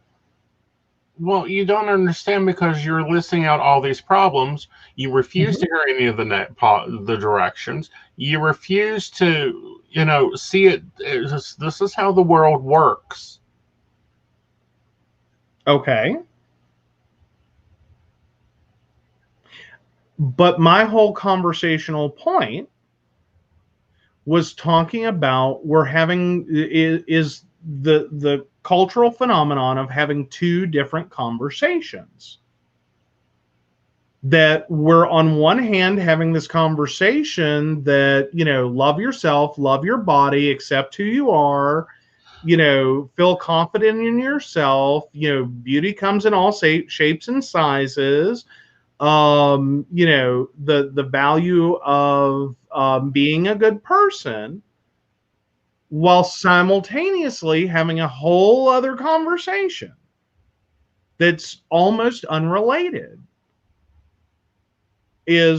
Or it's not an and, it's an or conversation of, the only thing that matters is how you look and your ability to sell yourself and use your looks to get a job and use your looks to make the sale and use your looks to get ahead and use your looks to get an education and use your looks and, you need to fit this certain size, shape, parameter, and that unless you don't, or unless you do, you don't get to get ahead. That's where I'm seeing it, is it's like two conversations, is that we're trying to have both and neither one of them are working. Well, that if it's that there's got to be an in-between conversation. Well, like somehow we've got to put these two things. And this has always been my whole point, is that things that are considered talents, things that are considered, beauty as a talent, it takes work. Don't believe me? Come over someday. We'll talk about all the skin routines and all that. Dance is a talent. Music is a talent. We don't apply those same talents to the sports world. We aren't looking at how little boys are, suicidal and all this other stuff because they don't play football or baseball or tennis or soccer or golf or whatever the community sport is. We always see this one side, and it's always putting down the negative to what the female is. She's quite skilled in other things, but is able to use to get scholarships, which is the same whole reason for high school baseball and basketball and all that other crap. To the point that our governor apparently takes it as a important COVID extreme. But you don't see studies out there pushing down all the negative, how terrible this is, how trashy this is, how awful of us to be exporting these boys for entertainment. Which is a conversation we need to have. And I'm not saying it isn't. I am saying in some ways, though, it has more direct negative effects on self, as in the highest consequences are usually on the sports player themselves. While it does have outflow into the rest of the community, I don't think right now it has hit quite the same level. And a lot of that has to do with the negative way in which we raise boys versus girls. That we often teach girls to use their looks, we teach boys to use their earning ability. That, okay, you're not good at sports, then you better figure out a science. Then you better figure out this. And that we compete on that front as well. I don't mean that it's any less damaging. That wasn't my point. But I do think on that one specific note, it is different. I wasn't talking about it as a whole.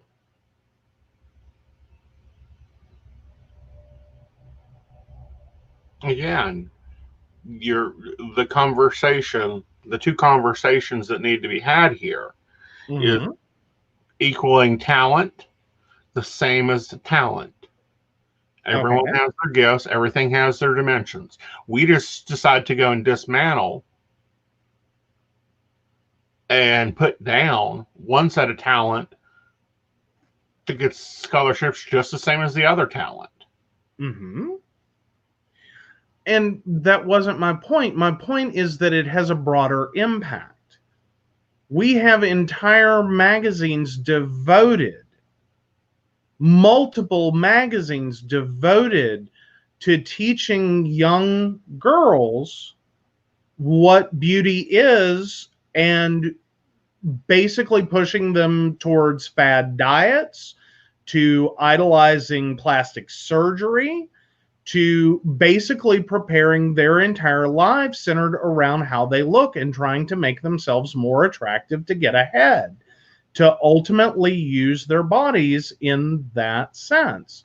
And in most cases, we have put very limited funding towards developing anything else for women. Or more importantly, we are still struggling to develop that for women, to that there is still a lower number of women in STEM fields. There is still a problem in education with girls not being recognized in the classroom, of being graded more harshly than their male counterparts, of still running into administration that doesn't think girls can do that, or that it's not ladylike. And we're still making a large part of education about physical appearance of girls. That, a tank top is too revealing and they have to be sent home because, they'll distract the boys. Like, that's and where we I see still this. have the same number of male magazines like Men, Sports Illustrated, that they send right to your home. There are still a ton of magazines out there, Mm-hmm. directed at teenage boys, directed at teen men. How to how to bulk up, how to do this, how to do that. Average quarterback has to be 275 pounds. Here's how to do it. No, we do not forget about Madame Curie and her discovery. Madame Curie is a wonderful, wonderful lesson for children, and especially an inspiring one for women. But and if you're talking about society in general, yes, we forget that. Well, We we forget forget about about female scientists. We dismiss female women in sciences. Mhm. Um, We also forget the other things that Madame Curie did, other than just discrediting radium. We forget her modeling career, her house of fashion. We forget her makeup line that she designed. mhm.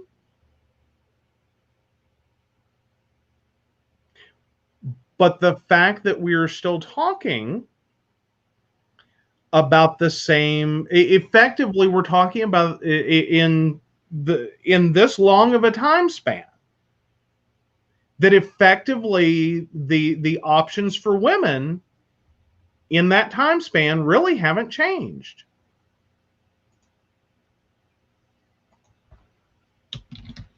That you're going to use your looks to get to a point in which you can use your brain. That's just the comment I'm making, is that if you're looking at that time period, that how much has changed? We're still telling socially women the same message. And we're still telling men the same message. I would still argue that men have more options, is that we grant boys more options. That if you can't compete on a sports level, we don't immediately dismiss boys from intellectual pursuit or musical pursuit or other pursuits. I think in many cases, women are ultimately like, if you're not pretty, then give it up. You're just going to be someone's wife. Really? How much think encouragement were you to have dance class? Pardon? How much encouragement did you get to have dance class? Did I? None.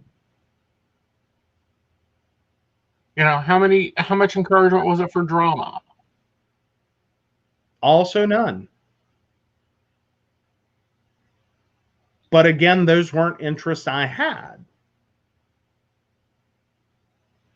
How many times did the football coach ask you to come join the team? Once. Well, one series of incidents. Mm-hmm. But That's what I'm saying. But honestly, that had more to do just with my physical size. Period.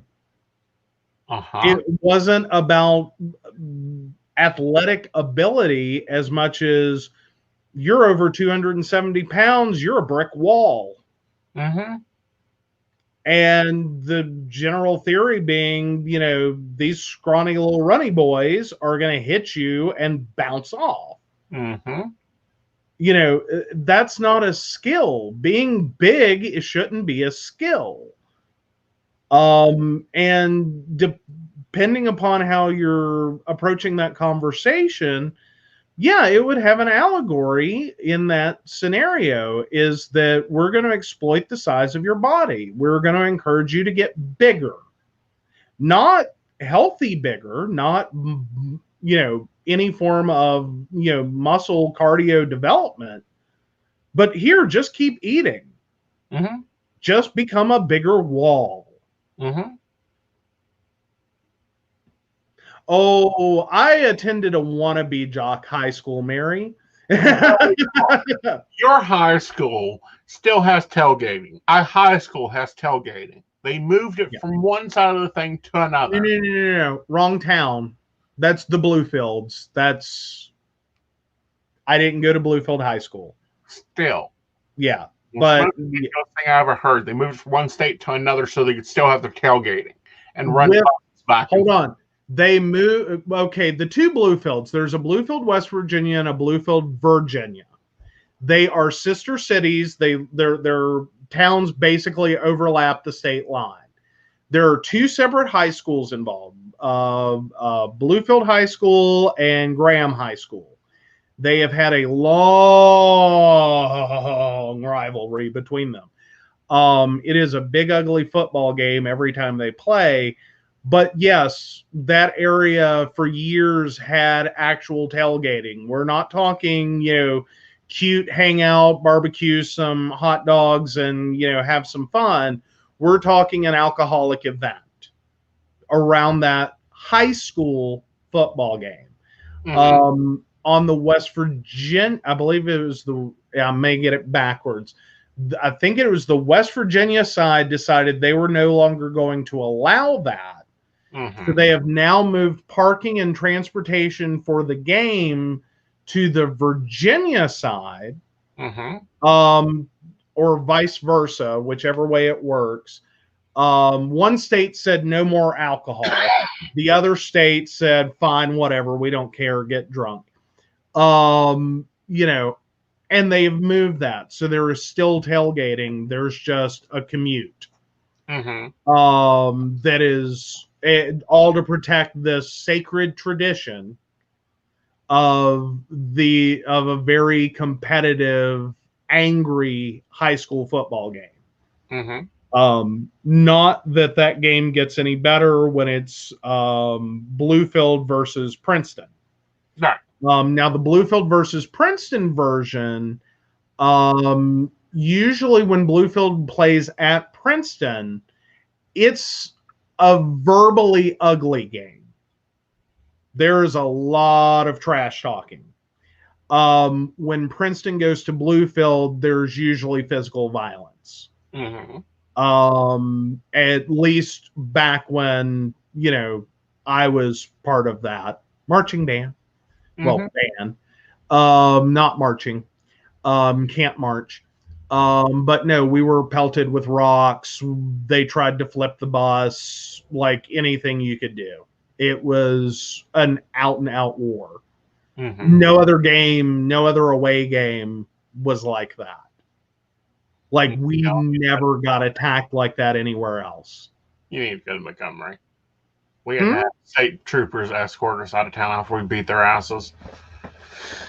Still, the fact that a high school sport gets that ugly Like, that's no longer a game. That's a riot. Again, this is where male sports have gone to. Mm-hmm. This is where, And if I'm you not want, calling that pretty either. Like, I'm not arguing against you on this. Like, I don't know why you keep thinking I am. because you are arguing against pageants that have done a lot. And I'm not saying pageants have done nothing good. I'm not saying pageants haven't done anything good, but there's also negatives there as well. That was the whole point I was trying to make, is that it's not all pretty. No. That a lot of it is very socially damaging. The same as with sports. Like, both of those can, in addition to their positive benefits, can also be very socially damaging, because both are growing out of control. They have gone beyond. Mm-hmm. And even at little league levels, so to speak, the small children, like, why would you scream at a T-baller? Like, this is where, we've gotten socially. Mm-hmm. Is, you have toddlers competing. It's supposed to be cute and funny. I mean, you hope for some talent, but mostly it's just going to be cute and funny. It's like turning loose puppies. It should be cute and warm and wholesome. But if you're in a situation in which you have parents involved, and it becomes standard for the parents involved to get that heavily invested in the competition, that they are willing to stop at nothing. They are not willing to protect these children. Then yes, we have a massive social problem that has rippling social damage. That was my whole underlining point. Again, I don't think toddlers should be in tiaras. If the crown is bigger than the body, it doesn't need to be wearing it. Nor do I, and that's why I think the Little Miss pageants at 15 is where you start out, where it traditionally started out before the 90s came along and those order things. And that comes from the pageant boards. Mm-hmm. Saying, yeah. No. Well, and just to go to Mary, to finish what I was kind of saying to her a minute ago, is I went to a high school that had I went to a band high school with a football problem.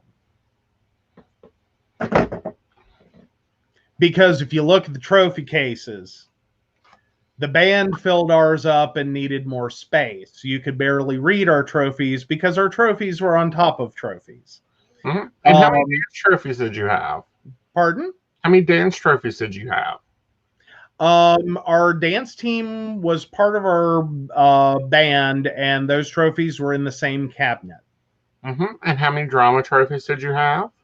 They were basically all stored in the drama room, so you almost never saw them. Mm-hmm. Exactly. But we have a football team that soaked up resources, getting more attention. And then our football cabinet was just cute. Uh-huh. They had a lot of space on their shelves. Mm-hmm. No one had a problem reading the small collection of sports trophies. Again, point being is we do not equally embrace and support all talents.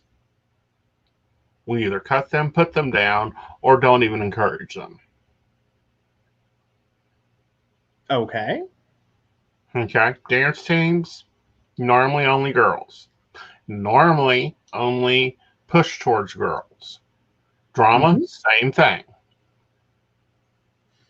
Now, our drama department was actually more balanced. I will say it was more balanced. Like, we didn't have any problems with, or as many problems with, our drama department. Mm-hmm. But we also had a really awesome drama teacher. Mm-hmm. Um, not kind of like your typical movie drama teacher. Mm-hmm. Um, you know what I mean? Like it wasn't quite so like out there, I Mm-hmm. guess you could say. She was a more like grounded taskmaster. Mm-hmm. Like very sweet and friendly. You couldn't help but love her. Mm-hmm. But at the same time, you know, she wasn't quite like that flighty image that's typically portrayed of like the over the top drama teacher. Mm-hmm. Like that wasn't who we had. Right. He was a very grounded human being who did some really great productions. Mm-hmm. No, I went to a football school that had a band, and we had a basketball team. Forget the soccer that won state championships. Forget the dance troops. Forget the drama department that performed for the government for in Charleston. None of that mattered. Football and basketball mattered, and we even Mm-hmm. still see that in today's paper. Mm-hmm. Well, again, our high school kept trying to have um, football, basketball, or baseball be our thing.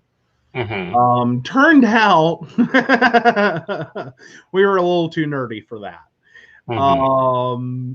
They kept pouring resources into it. It kept being a failed cause. They still kept pouring resources into it.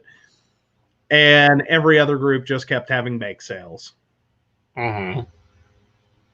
So we cooked a lot. Mm-hmm. We also had a lot of very involved parents Mm-hmm. who spent a lot of time helping to make money to support those activities. Mm-hmm. As well as we were fortunate enough to have enough affluent parents attached with each class to be able to write some checks when we needed it. That was our two biggest things. Salinger. I'm gonna say probably. Yeah. We had some weird book bans. No, we didn't have any weird book bans. Of course, we had great English teachers that pushed for good books. We had a lot of pre-retirement English teachers that were done with arguing. Yeah. But that was also the problem for like the entire school system that I went through. And that's a weird sentence to say. Let me say my path through our school system for Mercer County. I went to basically what were considered the best schools in the county. Unfortunately, the way that occurred was through pairing new teachers with pre-retirement teachers. So all of my teachers were widely divided between just out of college and we're not sure if she's had a heart attack or just fell asleep at her desk. Mm-hmm. Like, that's where we were at educationally. So there was a lot of transfer of knowledge, but there was also like a lot of like kind of broken processes in that too. Mm-hmm. Some of it worked out really, really great. Mm-hmm. Some of it also didn't. Right. Granted, I'm talking about a school that in 8th grade you were reading, not Romeo and Juliet, you were reading Macbeth. 9th grade was Grapes of Wrath, and then 10th grade, I believe, was Caesar. Oh, basically, my best exposure to literature was taking English 101 and 102 while still in high school. Yeah.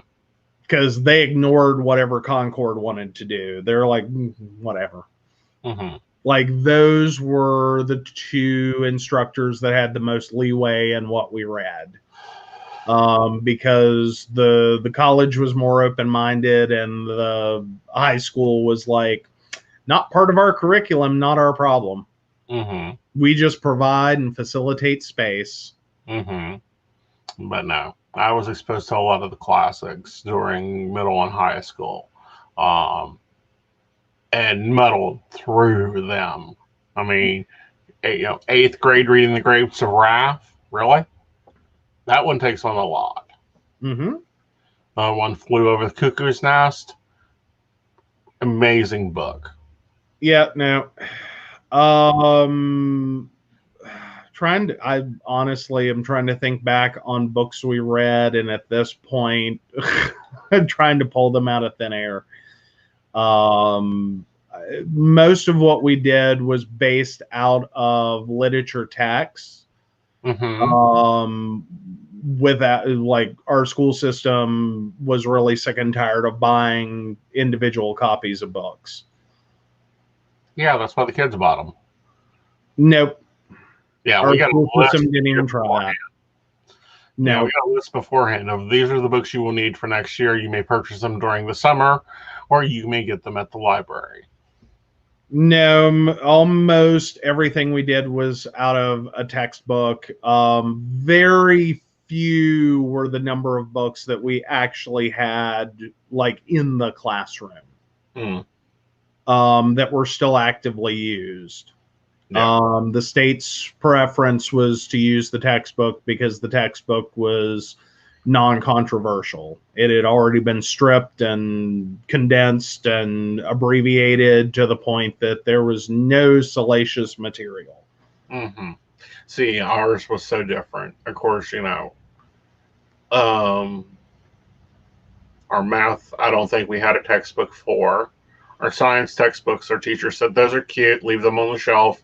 I'll give you what you need. Now, science, the biggest memory I have from that was middle school, having to, we got brand new textbooks, and we actually were given time in class. We were all handed glue sticks, and we had to glue together the entire section on evolution. Although our teacher gave us 45 minutes to do that and walked out of the room. See, I can't even imagine going through school and not being taught evolution or Darwin. I mean, what are they going to expect when you get to college? No, that was Mercer County. We were required to, we were handed glue sticks to do that, to glue that section of the textbook together. Mm-hmm. But we were given like a bunch of time to do it. More than enough to read it. Uh-huh. And then glue the pages together, which sucked. Yeah. But yeah, that was an actual class activity, was gluing together the section of our science textbook on evolution in middle school. Mm-hmm. Which was ridiculous. Yep. Reminds me of church and state. But, guys, we are way past time. We hope you enjoyed this episode. We'll be back on Tuesday. I believe we have a guest, possibly two. We'll see. And we will be talking to you then. Be looking for some videos because I got my second Epsi bag, and now that I'm feeling better, I should be filming. So Patreons will get it first, and then goes out to the general public. Until then, hopefully we'll get the newsletter out by then, because again, I am feeling better. And things will just get moving back on to normal, guys. Thank you for your understanding, Patreons. Welcome to the new Patreon. Mm-hmm. Kathy. Yeah, if you want to vanna me. I want to vanna you, but I understand I haven't caught it up. So, Kathy is on Patreon. Thank you for becoming a Patreon. Oh, thank you, Kathy. Yeah, so of course we do want to thank our Patreon sponsors. We certainly appreciate your support. And those sponsors are now Kathy and Beverly Walker, Mika G, Mary Winfield, Brenda Bryant, and of course the Crystal Lotus Shop, located at 89 Old Main Plaza in St. Albans, West Virginia. If you're in the area, feel free to stop by. They have a lot of wonderful things. If you'd like to learn more about the show or about becoming a Patreon sponsor, please visit PCSPnetwork.com. Yep. All right, guys. Have a great night and great weekend. Good night.